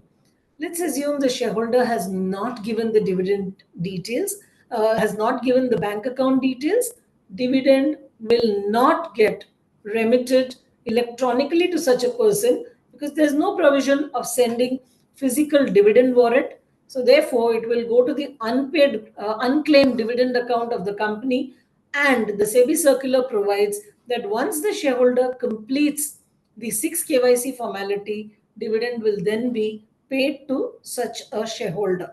This is a very important provision which has already kicked in, and all shareholders holding shares in physical form and all advisors who are advising them need to encourage the shareholders to go for dematerialization. So this, in a way, this will also ensure that the dividend warrant will also get encashed. The dividends will also get encashed, and the earlier dividends, which were all dividend warrants, will also get accordingly encashed. There was a point with respect to change of address where, very often what happens is a person was staying in X address, moves city, goes to Y place because it was a transferable job. From Y, he moves to Z, and maybe he left X 15 years ago. And as per the records of the company, it still shows X. It was said that the shareholder must be vigilant. Fine, if he has not been vigilant, he will need to establish a connect. He will need to show as to the address where he was earlier there. Now, if it is a dividend paying company, the link would be slightly easier if dividends have been encashed. If dividends have not been encashed, if you don't have any address proof, it will be very tough because how do you exercise further due diligence? How do you know that it is the same person?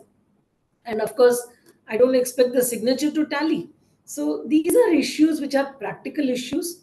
There wouldn't be a single stroke of pen and an answer on this, but all that I would say is complete 6 KYC as soon as possible so that your dividends get secure, so that the shares do not go to IEPF and they remain with you. It's after all the property of the shareholder. Let it continue with the shareholder. Um, there were one or two questions. Uh, okay, if the claim is rejected by IEPF, authorities do not give reasons for rejection. If you ask the company is not aware, which is actually true because the reasons for rejection is not presently known. However, what has to be seen is it the same shareholder who's filing the claim, or is it a claim which is filed by a legal heir or by any other person in this particular case. And the list of documents which are required are all listed on the site as well as in the schedules in Companies Act. That's what needs to be seen. There's a question, what is the difference between nomination with NSDL and nomination which RTAs are asking for individual company shares? So NSDL, CDSL are the depositories. It says NSDE. I suppose it is NSDL. So I suppose the question is about holding shares in physical form or in dematerialized form.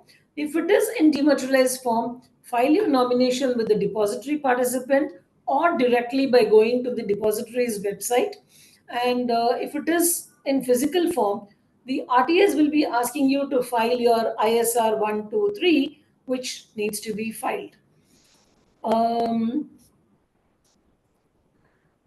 If there's an entitlement, I saw somewhere there was a question, if an entitlement letter has been given, why should the company again upload all the documents once again to IEPF? See, as per the rules presently, IEPF is also supposed to be checking and seeing as to whether the documents are complete, and if there's any further requirement, they are entitled to call for those documents.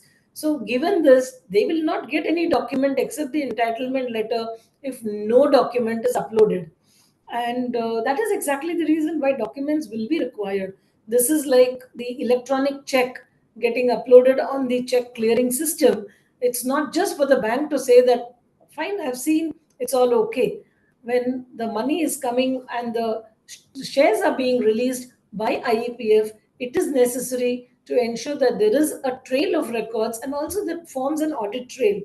Also, the various forms which the company has filed year on year needs to be very safely kept by the company so as to be able to do a proper reconciliation. I think I've broadly covered the points. Over to you, Pavan, and maybe if there are one or two questions, I'll be happy to take them. Okay. Thank you, Savitri. As usual, in a very short period, you have given the crux of the issue, and you have advised very rightly to all the people. And uh, definitely your experience relative to this area will be very useful. So Ravi, before I'm going to the question answer, just finish your, you were giving some example of some case. Yes. So, in fact, it is a case that is ongoing, this sub judice, so it wouldn't be proper for me to share all the details, but I'll tell the issue at least, the subject matter that concerns it. It belongs to the era when physical shareholding was rampant and shares were transferred physically with the instrument of transfer, blank transfer as they used to be called back then. So the original shareholder transferred it to another person who was the purchaser through a broker. And after transferring the set of shares with a duly endorsed transfer deed accompanying the original share certificate, this original shareholder filed a complaint with the company, listed company, saying that my share certificates has lost. And therefore, if you receive them, please don't execute any transfer. So I'm just telling you one of the mischief. There are multi-dimensional mischiefs that have happened in the era of physical transfer, but this is one of them. Now, the company, despite receiving the validly lodged documents, and while acknowledging that we have received these documents, they did not transfer it. The matter went up until NCLT, and strangely, what happened at NCLT was peculiar in itself. I think it's one of its own kind of a case, wherein the claimant as well as the cross-claimant, means the purchaser and the original shareholders, they were the only two claim holders in this matter. There was no third-party claim. Nobody else came up and said that these shares belong to me. And NCLT said that you deposit these shares in IEPF. Let the company put these shares in IEPF. It did not decide in this way or the other way, rather directed to be put in IEPF. So, I mean, there would be issues like this, more vexed, more complex, arising or coming from that era. But what is fundamental to understand is, and probably which I'm really confused at as to why this happens, is that people put so much of their energy, resources in investing. After all these are investments of individuals and associations and corporates. But I do not know what prevails over the good sense that they don't do the basic steps of completing KYC, keeping it updated. It is akin to an example that Sir frequently quotes, that it does not matter if you are buying a hefty insurance. What matters is that you are not misdeclaring anything while availing the insurance. Because if you misdeclare, it is useless. At the time of retrieving it, you would be facing troubles. So, therefore, the requirement of completing the KYC, having shares in DMAT, and keeping the details updated is most fundamental. If that is ensured, half of the problem is done away with. So with that, I think you have covered most of Raghav and Piyusha. You have covered most of it. Additionally, ma'am has topped it up with the hands-on approach as to how one can go about resolving their predicament. I would only like to say that in cases where these kind of disputes are there, where people face problems with respect to delays on part of intermediaries or company or the authority itself, the authority is amenable to writ jurisdiction because it is an instrumentality of state. RTA as well as companies, they are also amenable to regulatory jurisdictions, and there are mandatory provisions regarding transfer as well as transmission of securities. Therefore, they should, apart from making efforts at retrieving their shares through IEPF and the intermediaries, if at all the matter is stuck somewhere, they should also enforce it through the legal procedure rather than just waiting for it for time indefinite. Because law would only protect you if you are diligent. But if there is indolency on your part, the law also cannot do much. And with lapse of time, there are always issues of third-party claims being arising in the matter. Matters become complex, memory fades, paper get lost, people die. It adds to the complexities. So it is better that audiences, those who had the benefit of listening to Savitri ma'am and Raghav, as well as Piyusha, that they follow the hands-on approach that they have laid down. It would also be beneficial for us, sir, to make short clippings of this and put it in the media so that the investors can understand the hands-on approach they have told. So that is also, I think from my side, it was nicely covered by all panelists. So I do not have anything much to add here. If there are any questions which point out at any specific legal issue or how probate is or between the nomenclature of various terms, probate, letter of administration, succession certificate, how they differ, what are the implications and all, I'll be happy to take up. Okay, thank you, Ravi. Thank you very much. So now I'm coming to the question because questions is also 50 questions. 2 questions Savitri has given answer and 1 3. So what I'll do, I will ask these questions. Savitri, wherever, because there are so many questions connected to the companies and RTA role also. So wherever the question which is connected to company and you want to add, because I just want to ask Raghav first because he's handling with the companies and RTA. And then you can add certain point which may be differing or which may be different. Okay, Raghav, in my SRN number such as such, I have already received the mail of confirmation of approval of claim, but neither I have received shares and dividend. So do you think how much time it will take after this? So actually, authority works on first come first served basis. So until unless their serial number is due, they won't receive the shares, and there is no say, no telling that how long will it take. So they have to wait, or they have to follow up it with the authority. But if they are feeling the delay is unjust or unreasonable, then they should seek other legal helps as well. So Okay, Shivam, you just note down these questions separately. We will write to the ministry. These are the issues of the investors and the shareholders. Okay, if we had filed IPF 5 for one of our client in January, this company filled the e-verification report in February. However, IPF had not yet released the amount. Who should be the follow-up with? only authority, company Okay. or RT doesn't have any power. Okay, if the company rejects the claim, do we need to resubmit the original document again, Savitri?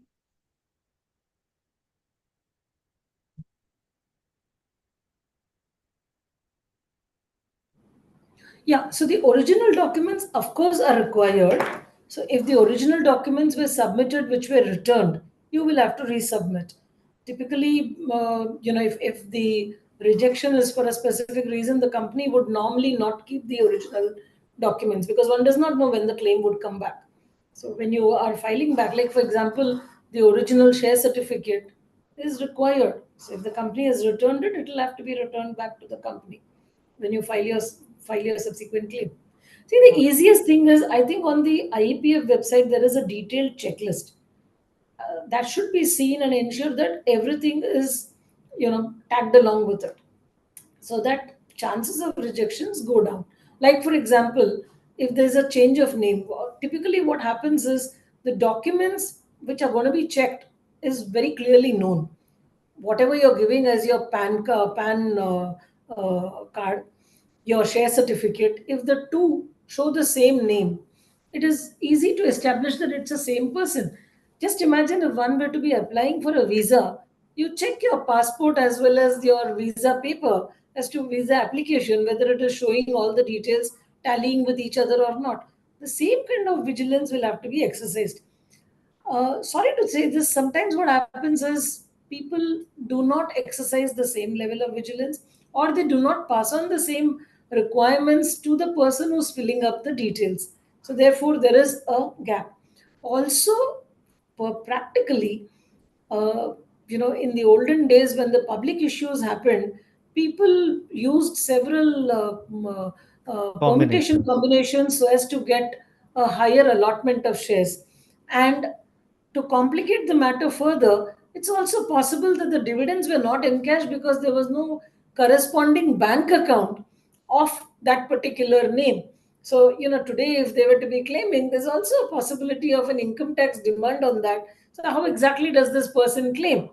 And so, therefore, with the name difference, he ends up claiming. The CML copy shows the name, which is the right name which the person is using today, but all other documents are in the old name. Why has the company rejected? I don't think anyone needs to even spend 2 minutes to think as to why the company would have rejected. So these are things which practically do happen. Okay. Yes. What if the company RTA not issuing entitlement matter and also not responding where claimant वे हो गया, ठीक है? If the shares are holding by shareholder jointly and if first holder is not traceable, how we can proceed for filing IPF Web 5 form, as in the form we need to provide KYC of all the shareholders. Look, Pavan, from any company's perspective, if there are two holders, both need to sign. If one Okay. is not traceable, the law says that if a person is not traceable for 7 years, he would be presumed Presume dead. that. Okay. So, something like that will have to be done. The company or RTA or the government will not be able to solve a problem. If you've just, applied for shares with a person who at that relevant time was a good friend, suddenly you will not be able to. These problems are not going to be solved by someone else. You have to solve it, establish as to who is entitled to the claim, and then file your claim. Okay. Okay. Perfectly. Unless Raghav has something further to add. Raghav, anything? Actually, I have a question in my mind. So if one of our case and shares belongs to Reliance Industry only, I will not answer anything concerning my company on this call, please. Raghav, don't ask any question because Sagar okay, is not representing Reliance. He is representing as a knowledgeable person of this area. okay, Okay, sir. so we should not ask these things. Fair That's our enough, sir. principle also, and we must follow this. Okay, Okay, if claim approved long back, why IPF is not transferring the shares in demat account and dividend for bank account? So that is also IPF issue which you have mentioned. So I think Shivam, all these questions with the name of the people, just note down and we will submit to the ministry. Shares are in physical mode, but name of the first holder is changed due to marriage. In the case of, we do required to change name in the certificate for demat process. Yes, of course. See, this is a fairly simple one. Even if you apply for your passport, if your school living is in your maiden name and you're applying for your passport in your married name, you give a copy of your marriage certificate. So you will have to give that, and based on that, you can apply for the dematerialization, the demat account to be opened. That should not be a problem. But something will be required. Now, let's say if there is no marriage certificate, then you will have to go through the change of name procedure to be able to establish. Also, do you have a bank account? In the bank, how exactly have you shown? Do you have a passport which shows your former name? Some document which links you with the property that you're claiming to be yours. Okay, okay. As per SEBI guideline for transmission of shares of market value up to 50 lakh, if held in demat form, no succession certificate is required. But IPF is not accepting the SEBI regulation. Why this discrepancy in the system? It is 5 lakh or 15 lakh? 5 lakhs. 5 lakhs. Okay. So this is 5 lakhs and Raghav, IPF authority is not accepting sometime of 5 lakhs also. What is the reason? That's not the case, sir. If the value is less than 5 lakh, they won't ask for succession certificate. But if it's more than that, they'll ask it definitely. But sometime RTA is asking.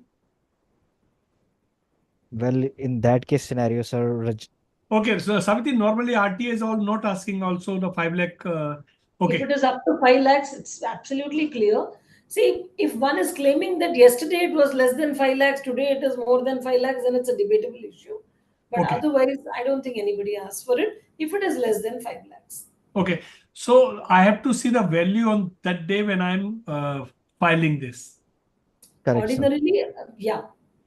Okay.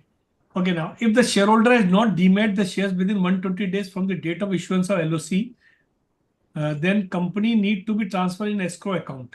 In SEBI circular, no clarity has been prescribed for the demat the shares again post completion of 120 days. What we can do post 120 days, please give clarity on the same. Are you a shareholder or are you the company who's asking this question? They are asking as a shareholder.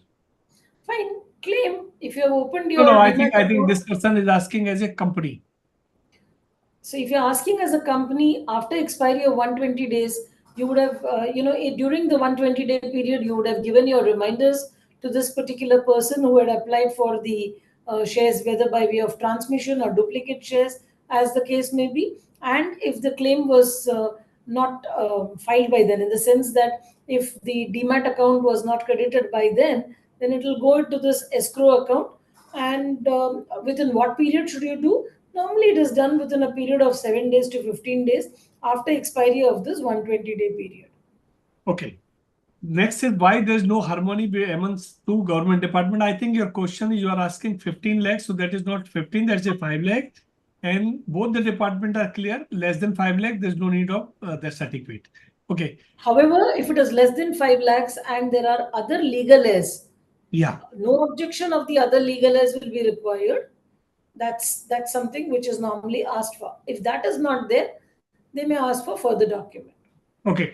What will be the procedure to claim dividend and equity shares which were physically shared at the time of allotment and after the company has issued bonus share maybe 2 or 3 times and these shares are in demat? Now all the shares are transferred to IPF.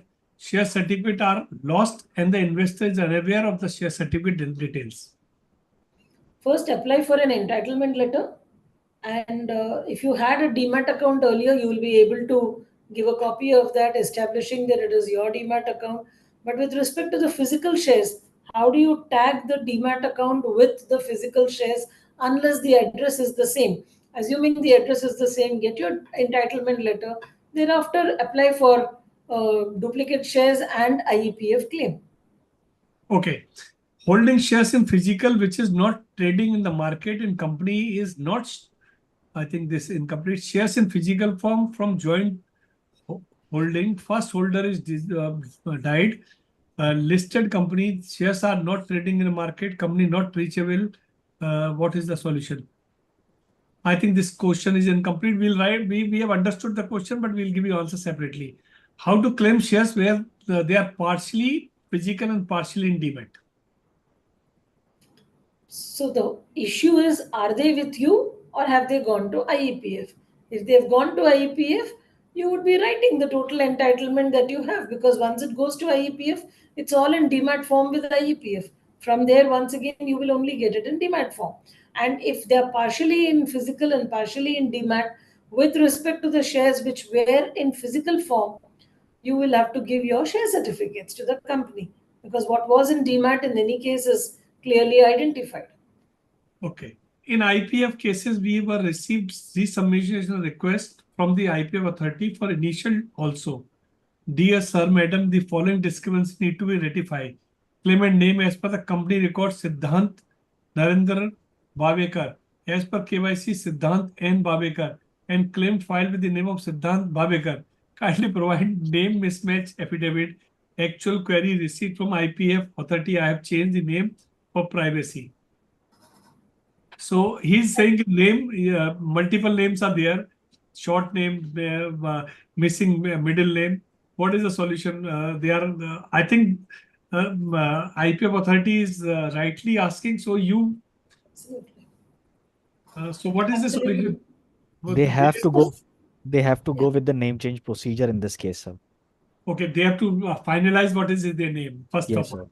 Okay, and then they should submit that this is my final name. So wherever it is, you use this. Okay. Also, see your Aadhaar card, see your PAN card. Is it all showing the same name? Yeah. I remember my name is PAVN, but somewhere it is PWN. So somebody is writing. So I have to issue a certificate in the newspaper that my name is changed to PAVN in place of PAWN. So I think they have to do this. Means in the case of joint account and the shares are held inter se in one place in shareholder, first shareholder in different, then we do require three demat account, individual, my name as first holder, my name is second holder. See, actually, with respect to shares in demat account or in physical, if the two holders are different, let's say, for example, A with B is the first one, A with C is the second one, A with D is the third one, you have to have three separate demat accounts. You cannot be saying that A with B with NOC from C can be put in this demat account because you're creating a right. It's equivalent to a transfer, which cannot be done in this case. What is allowed is transposition. So if A and B are the holders and in the demat account it is B and A, that's fine. But otherwise, the rest of it is not permitted. So Raghav, the next question is company ready to accept the request of demat of deceased person share held in physical form of his son. Can he submit it with the required document? He's having demat account. Well, first of all, if he's the nominee in particular case, he has to go with the procedure of nomination. But if there was no nominee and the value of share is more than 5 lakh rupees, he have to go with the succession certificate or otherwise legal hire or survivor member certificate. He can get these shares back in his demat account, but he have to go with the proper transmission procedures. Okay, friends, the public is still there and we have so many questions. So can we extend time? Savitri, can you just devote 10-15 minutes more or you have to go? Pavan, I will have to drop off now. It's already 6:10. Okay. I may please be excused. Thank Okay. you very much. It's really been wonderful being on this panel. And thank you. And my apologies that I have to drop off. Thank Okay, you.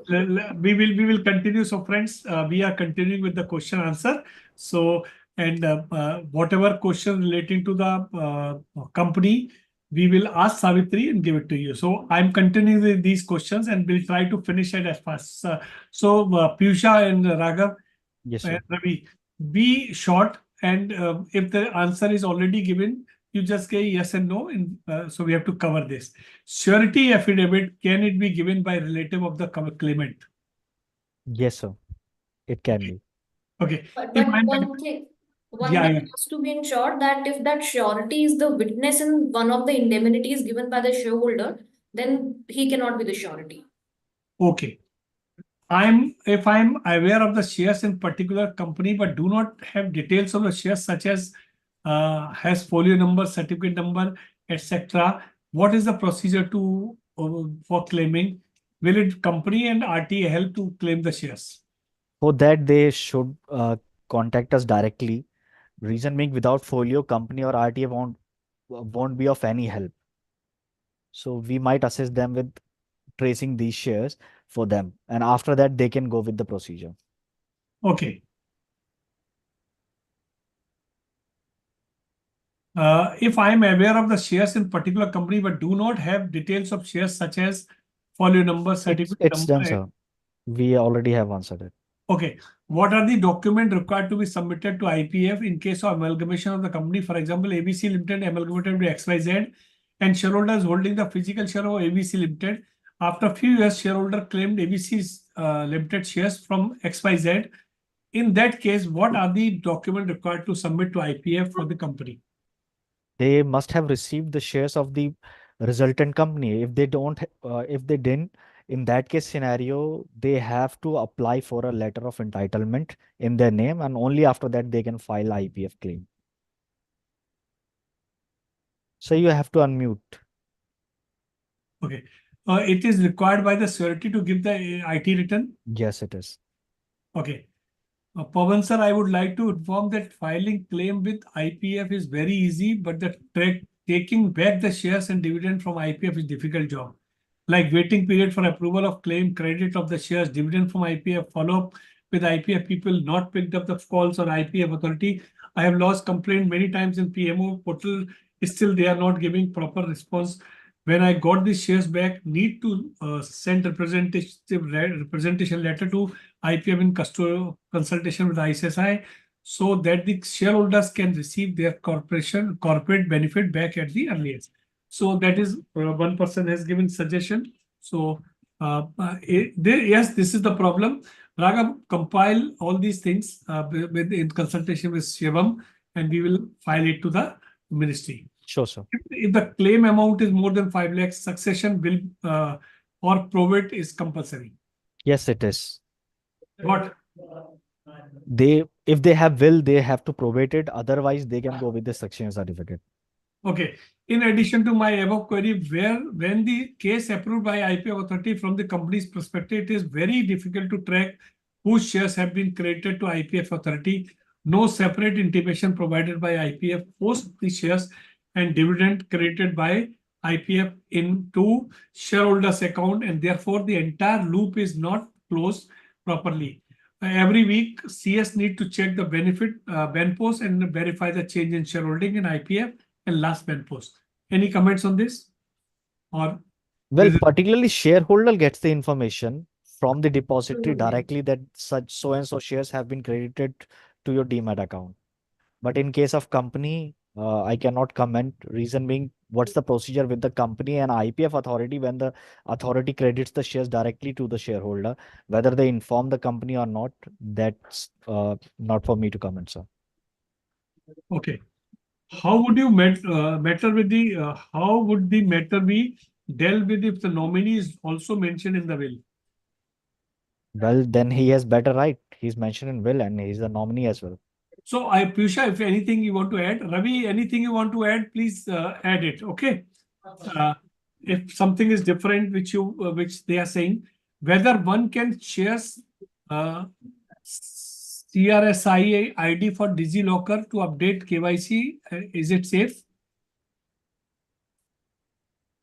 So can you repeat the question? Whether one can share CER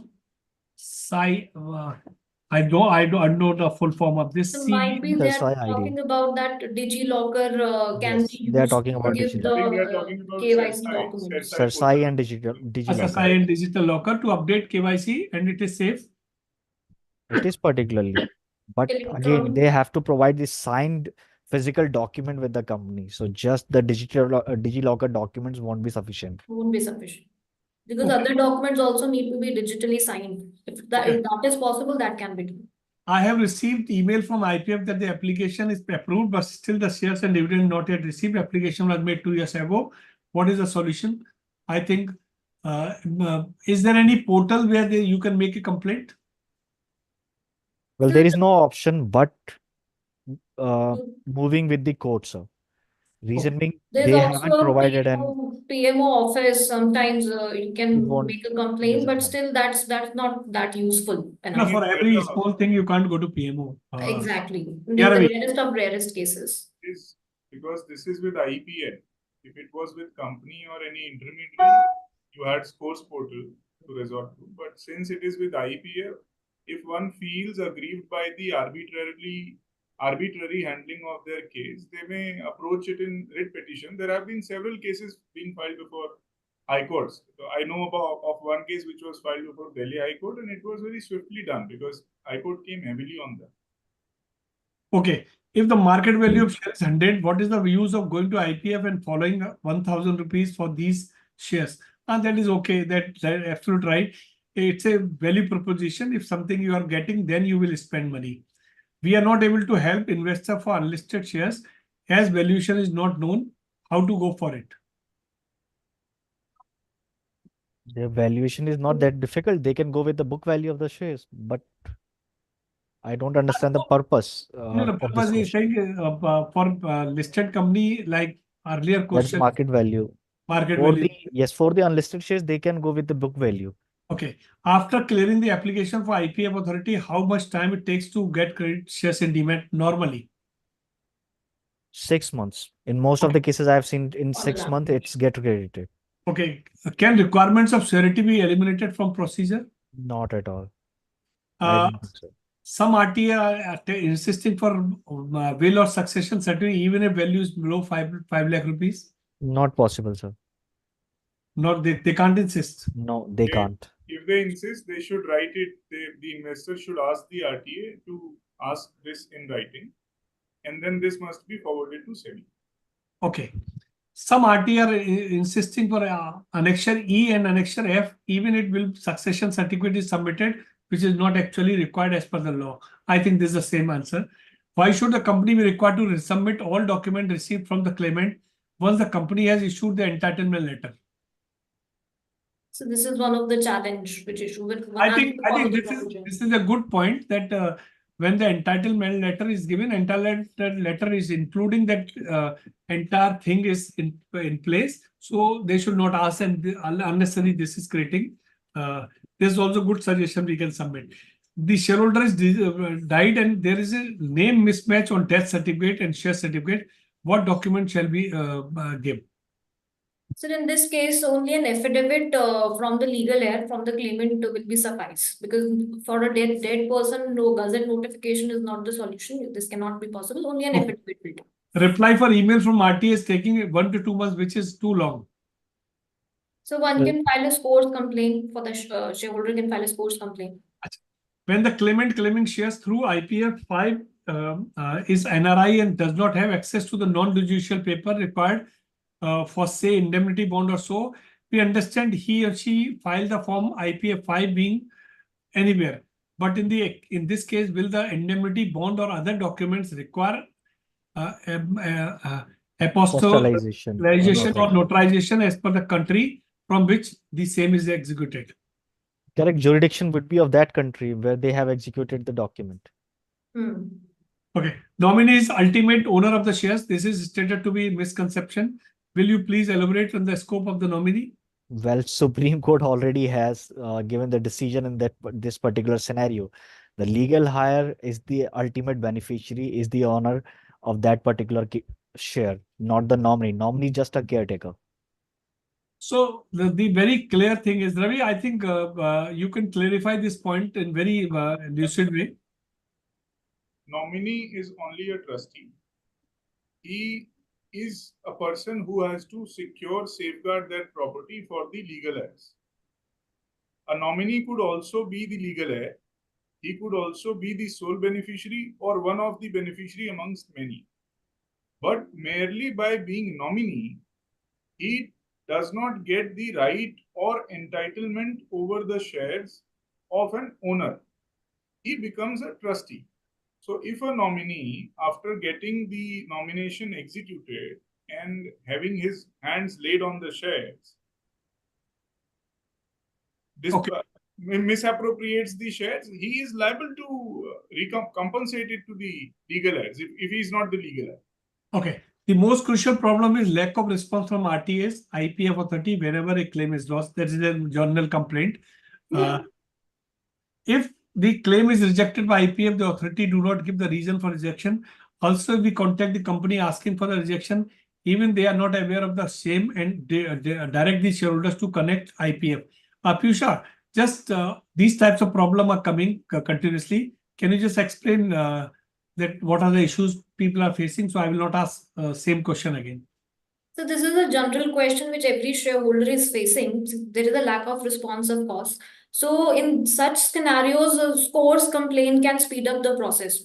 the company will have to anyhow reply in 30 days, in 40 days. And also the company's RTAs do have the reason why why the claim has been rejected by the authority. So company and RTA cannot deny the fact that we do not know, go to the authority and ask them. And whatever the reason of rejection? So reasons of rejections are various. We have already covered it in our slides as well. There might be, name issue related problem. The person has not, attached all the relevant documents. Even if, Okay. the relevant documents are attached, they have not furnished it to the company physically. That's Okay, all. now this is rapid round, so everybody has to be very short and quick. Further, there is a difference between nominee and NSDL. I think Yes. Savitri has given this Yes. answer. Claiming dividend is taking too long time. Even after shares get dematerialized, dividend are not getting claimed. I think it has been covered already. Okay. Is the requirement of legal heir a certificate if the market value of the shares claimed is less than 5 lakh? As SEBI circular permits transmission of share less than 5 lakh market value, but Form 5 of IPF requires that as on attachment. Can this be simplified by the government? Bring uniformity? Well, actually, it is being simplified. Before that, the threshold limit was just 2 lakh rupees, and now it is 5 lakh rupees. And obviously, government, either company or the IPF authority, they don't have any other way to verify who's the actual owner, but the succession certificate or any court order or the legal hire certificate. So there is no point asking this question. They have Really. authorities should go with the legal hire certificate or the succession certificate in such scenarios. And Okay. along with legal aid certificate, of course, NOCs will be needed from the non-claimants. Means no physical dispatch of instrument, warrant, or payment of dividend or shareholder. Okay. We observed that majority of the shareholders are not well versed with the IPF 5 and making errors, providing detail why the matter is not left with the company or RTA instead of forcing the shareholder to follow procedure IPF 5. Do you see that any value addition in this? Well, actually, fraud was the biggest reason why these powers were transferred to IPF authority from the company. It is just to safeguard these investors. I know the procedure is difficult, but their shares are safe. Otherwise, they would have been gone long back. Okay.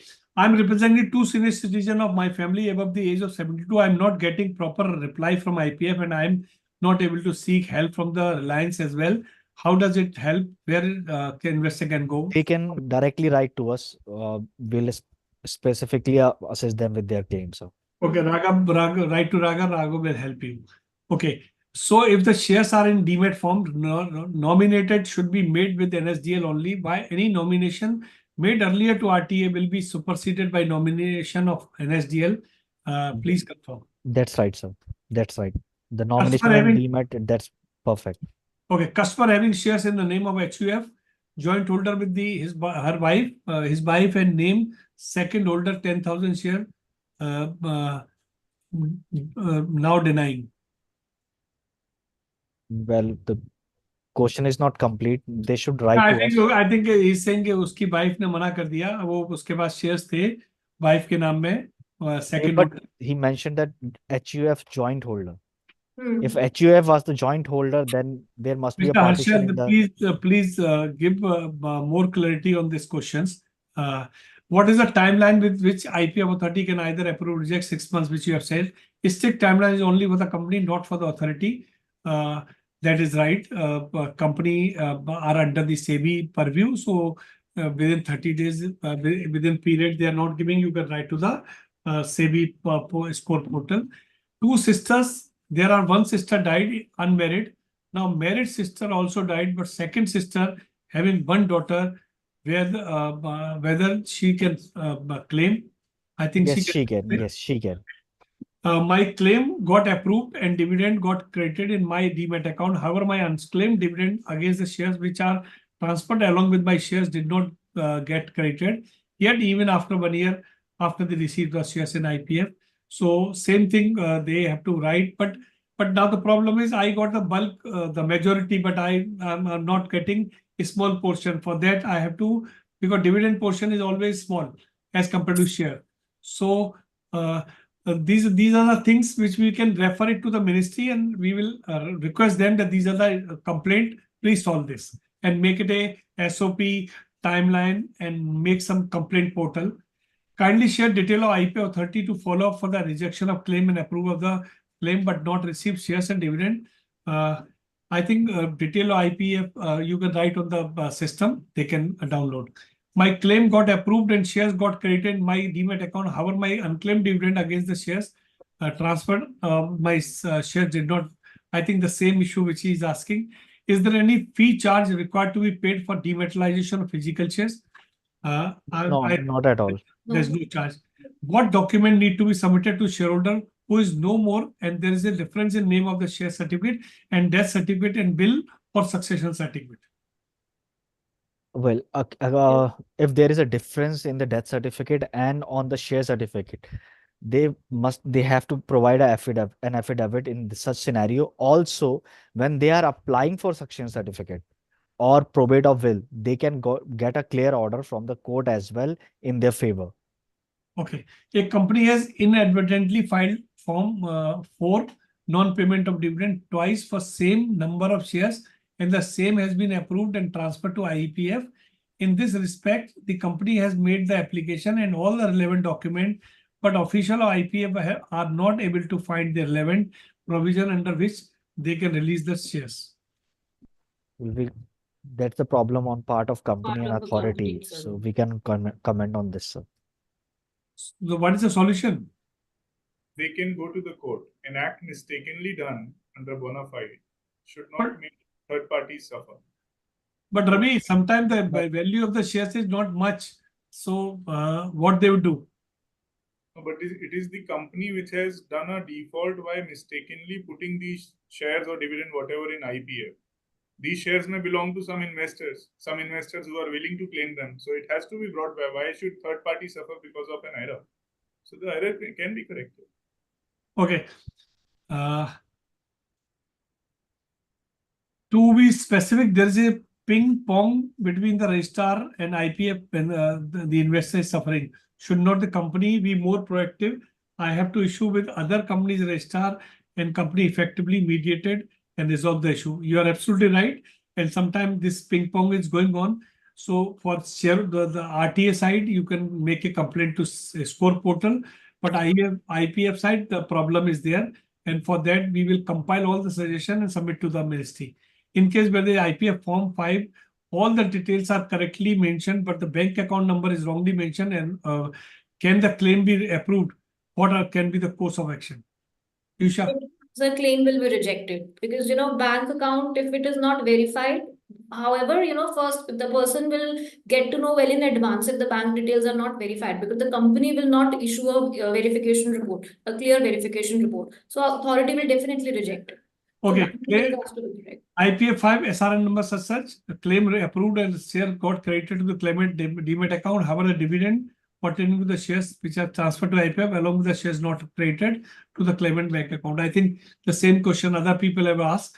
For all these types of queries which the shareholders has, I would like to make one thing clear.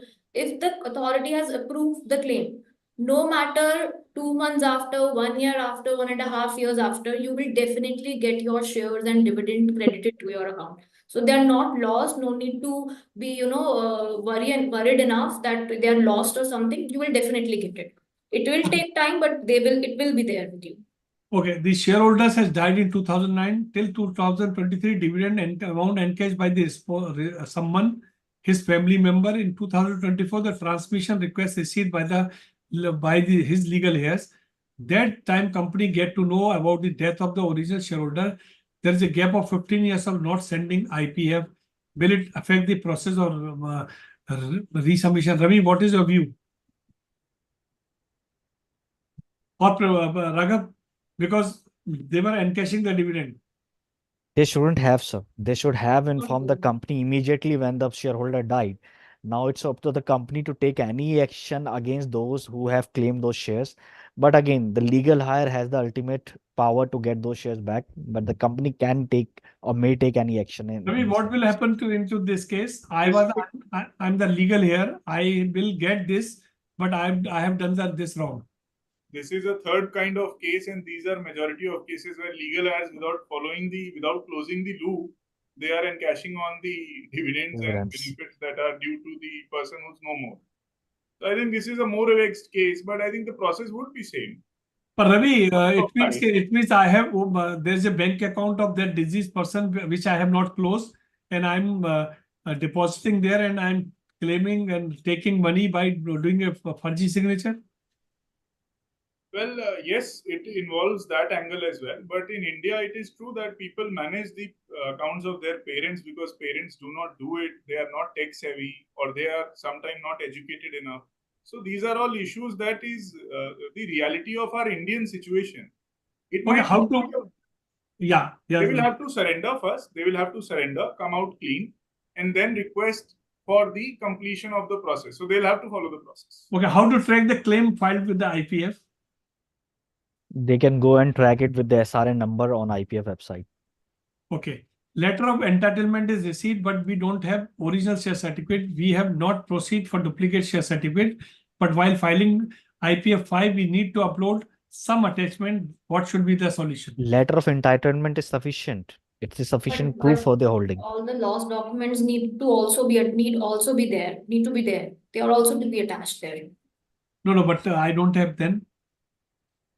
So lost documents does not take much time. You'll have to file FIR, you'll have to execute your affidavit, indemnities, and you'll have to just execute and attach it there itself. In any case, company won't issue letter of entitlement unless they have done the lost share Yeah, certificate but in procedure. some cases it does happen. It does happen in rarest cases. But if it happens, you still have to attach the lost documents there, else the authority will reject. If the shareholder register the nominee with the company, can legal heirs write or override this nominee and register himself as a member? No, Cases- it depends on shareholder. If shareholder has nominated somebody else, they make change. cannot override the shareholder's wishes. But If if that he is means- deceased, he can claim through a will or succession So certificate. it means very simplified. I have nominated to you. Till I am alive, nobody can change it. But if in my death case, you will not be entitled, my legal heir will be entitled. That's right, sir. Okay.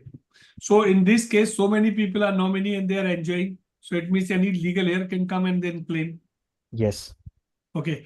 In one case, we don't have original share certificate. We submitted ISR form formalities. We received letter of entitlement from RTA for going for IPF, but we have not done duplicate share certificate procedure. Can we go ahead with the IPF 5 form? It will get rejected if I go it as I don't have duplicate share certificate. As Piyusha mentioned earlier, yes, they will reject it. They have to go with the duplicate share procedure. Okay. How long does the IPF claim process take? This is there. It depends on the issues, how many Yeah. issues are related with that. Form 5 was previously downloaded from IPF website and could be downloaded after filing the same. Now it is not downloadable, but you have fill it online with the limited time filling which it is partially completed. Form is not saved. Form 5 should be downloaded to be uploaded after completing online. What is the solution? They are providing a suggestion. There's no solution. We'll have Okay. to quick. Raghav is a IPF representative. No, Raghav is not IPF representative. Raghav is a from the wealth finder, and these people help shareholders to recover their lost shares. Okay. Now, the few questions which I have received, I made a claim for shares or dividend transfer to the IPF authority, and the SRN also approved almost 2 years ago, despite sending about 35 reminders. This is, I think this is the same. Is there any time limit that we have given answer? A shareholder executed a transfer deed but did not lodge it. However, the shareholder went to court and obtained the order stating that the shares can be transferred to him after complying with the newspaper advertisement and other procedure advised by the court. Meanwhile, the shares have been transferred to IPF. Under these circumstances, can you please advise how to proceed with the claim? Best person would be Ravi sir here to guide, sir. He is already handling such kind of case. Go back to the court again and obtain an order that in the run-up to executing your order, the company transferred it. One point is that he may check with the company, or he may check the facts and law, whether the company transferred it in compliance with IEPF provision, or the transfer itself was arbitrary. And Okay. for more details, they may reach out to us. Okay. Will the sale proceed from the demerger also need to be transferred to IPF account after the completion of 7 years? However, Section 125(2)(1) of the Companies Act 13 does not contain the word demerger. But the fractional shares does. So if it's related to the fractional shares, they have to transfer those. Or even in case of demerged company, if they are not claiming it, will have to I transfer mean, it. merger include demerger also now, where there is a not clearly mentioned. Yes. Okay.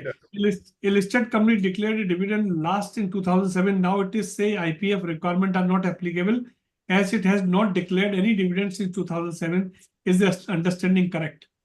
Yes, sir. Yeah, it's correct. Acha, okay. There is a company which has 6 years dividend they have declared. 1 year they have in between not declared. And so 7 years is a consecutive continuously or it is a cumulative. It's consecutive. So 7 years mean starting to last. There's no break in between. Correct, sir. If there's a break, then 7 years will start again. Yeah. But no, So in this particular case, if the company hasn't declared the dividend for continuous 7 years, but the previous dividend remained unclaimed for 7 years, in that case scenario, anyhow, the shares and dividends will go to the IPF authority. I think understanding is in such a way like a particular year. For transferring the dividend to IPF, we see the dividend for a particular year. If that for a particular year dividend remains unclaimed for 7 consecutive years, dividend goes to the IPF. But for transferring the shares, we have to go back 7 consecutive years. So before like today, as on date, consecutive 7 years from now on back. If no dividend claim, shares will be transferred. So the mechanism go like this. Okay, while filing IPF 5 on the behalf of claimant, the following attachment are shown as mandatory. NOC from the other holder, indemnity bond and surety affidavit. Please note that there is no joint holders and the claimant has obtained a succession certificate in his favor. In the help kit, there is no format available for the indemnity bond and surety affidavit. In this case, what should be the attached for the aforesaid requirement? So in such case, succession certificate will be definitely attached and one can give a declaration that no NOC is required in a present case. Okay. Last question from one holder, one person who is asking 4-5 questions. So very quickly, just tell me, for a shareholder whose shares have been transferred to the IPF, what sort of assistance is available from the companies and their registrar? So I could not understand the question. They are saying a share has transferred to IPF. And now the shareholder wants to get assistance. So what assistance the companies and our registrar will provide? So they will be giving him the entire procedure on how to get those shares claimed back from IPF. Okay. Do the company respond to the shareholders and they compensate in helping them, especially non-resident shareholder? Yeah, they do help. They do give proper procedure, proper checklist. Okay. How can NRI stay informed or updated themselves about bonus acquiring to them for resultant shares from merger spin-off? So if their email ID is registered with the company, they will get a notification from the company itself. And if they do not have the email ID registered with the company, we would advise them to get the KYC updated from the company to get clear information on regular basis. Okay. Is the information shared by the company concerned with the shareholder, especially non-resident? If the email address is there, then they can do. How does the work for shareholders who have not received any response from company's RTA? How do shareholders get updated on this accrual, etc.? So it's the same case. You have to get your KYC updated, only then you'll get a regular and prompt replies. Okay. So I think last question has got great presentation by Raghav and Piyusha. Please share the copy of presentation for further reference. Thank you. Okay, Mr. Ramurthy will give it to you. Okay. So friends, we received 68 questions and then 15 questions yesterday. So we have tried to give answer and Savitri is also given answer in our time and still participants are there. So I thank every participant, those who are here, attend They have attended and they have issues. So I will suggest you, anybody has any issue relating to this, you can write to us, write to Shivam, and the Raghav and Piyusha's team will reply to you and they will solve your queries which are there. And if there is a technical issue, court issue, Ravi can help you. This is on a professional basis, but you can initially ask them, they will give. So you will not charge anything for initial discussion. Ravi, am I right? For benefit of investor protection, no. Okay. So far as it is academic and it does not involve a lot of resources. That time. Okay. So thank you very much. Thank you, Savitri in absence, and Piyusha, Thank you, sir. Raghav, Thank you, sir. Ravi. I want to close this session, but before closing, just a few second concluding remark, what you want to say about this. And before this, I just want to share the poll result also, which we have asked people. What is the biggest challenge you have faced in the transmission of physical shares? Lack of awareness, 39%. Delay in process by authority, 48%. Dispute among legal heirs, complex legal procedure. So there are two things that are very important. One is the delay by authority and complex legal procedure. That is eye-opening. We will submit to the ministry. Which aspects of dealing with the will, probate, and will and successions that we do you find most difficult? A time taken for probate or obtaining succession certificate, 80%. Understanding legal terminology and procedure, 18. Gathering all necessary document, 37. And then legal cost involved, 31. So there's a multiple choice. So majority is getting succession certificate from the court. Next. What is the most challenging part of the filing claim with IEPF? Navigating the IEPF claim portal, understanding the claim procedure requirement, providing necessary proof and documentation, communication and response time for authority, 61%, that is the highest. The response from authority, that is the biggest thing. Next. Do you think would most improve the process of filing claim with the IEPF? The better online resource and guides, that is 38%. Simplified claim forms and process, 63. More efficient communication channel and with authority, 60. And increase awareness of campaigning from about IEPF. The most important thing, most efficient communication and the portal system, they are saying. So you can understand whatever the basic view of public that is there. So Piyusha, quickly tell what is the concluding remark. Sir, we have concluded, I would like to conclude the entire webinar where we have discussed the major challenges which the investors, face while getting their shares demat and also, getting their shares claimed from the IEPF. So, major issues were discussed, the challenges which they face from getting, the succession documents from the court as well. And also majorly, all in all, I would like to conclude the major, the queries of the viewers here, that the shares were, the approval they have got the approval from the authority, but the shares and dividends are not, credited to their account. I would like to just, say one thing again, that if you have got the approval, please wait. You will get the shares, you will get the dividend in your account. 6 months after, 1 year after, but you will definitely get. So you will have to have some patience in the entire process, of course. Raghav. So, in conclusion, I would like to mention that all those who are still holding physical shares, please get those shares dematted. Do not wait for any other day. And if you are facing any sort of challenge, whether related to succession certificate or any other legal assistance, take legal help. It might cost you right now, but it will save years of your in money what you have invested in your shares, and also the trouble your family going to face in future. So please take legal help, get connected with an advocate and take advice from them. Take legal help. That is also. You want to say you can take help from anywhere, and if there's any problem, they can contact you. Okay. That's right, sir. Ravi. Yes, sir. So one advice is for the investors that they have to be conscious, as well as they have to follow the requirements of diligence, update their KYC as Raghav, Piyusha and Savitri ma'am told them. Number 2 is for the authority, because the responses of all as well as the question reflect on the plight of investors. 48%, 63%, 80%, these are all the plight of investors. So, Investor Education and Protection Authority, I and F remains same, investor and fund. E was ought to be expeditious, but it is exploitative. It should not be exploitative, it should be expeditious. And P was ought to be proactive, but it is predicament. So they have to be proactive, they have to be expeditious, and steps should be taken in that direction. That's all. Okay.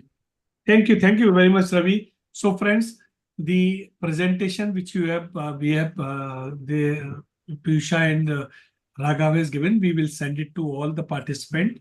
That sure, Shivam, please do this. And whatever queries we have received, whatever suggestion we have received, along with the poll which we have conducted, we will compile these queries of the pain of investors. We'll pass on to SEBI as well as the Ministry of Corporate Affairs, where is the maximum problems. So this is our role to educate and create awareness and communicate to the regulator. With this, I just want to close this session. And before this, I just want to inform that our next webinar, or 173rd webinar, will be on proposal towards ease of doing business of RT, RIT, InvIT, and non-convertible securities on 24th May, 4 to 6. Please participate. This is SEBI's proposal, and whatever changes people want to do, we can do. Then second is fast track merger, that is on 31st May. We'll do that program on fast track merger as per Companies Act. What are the process? So till then, thank you very much. See you.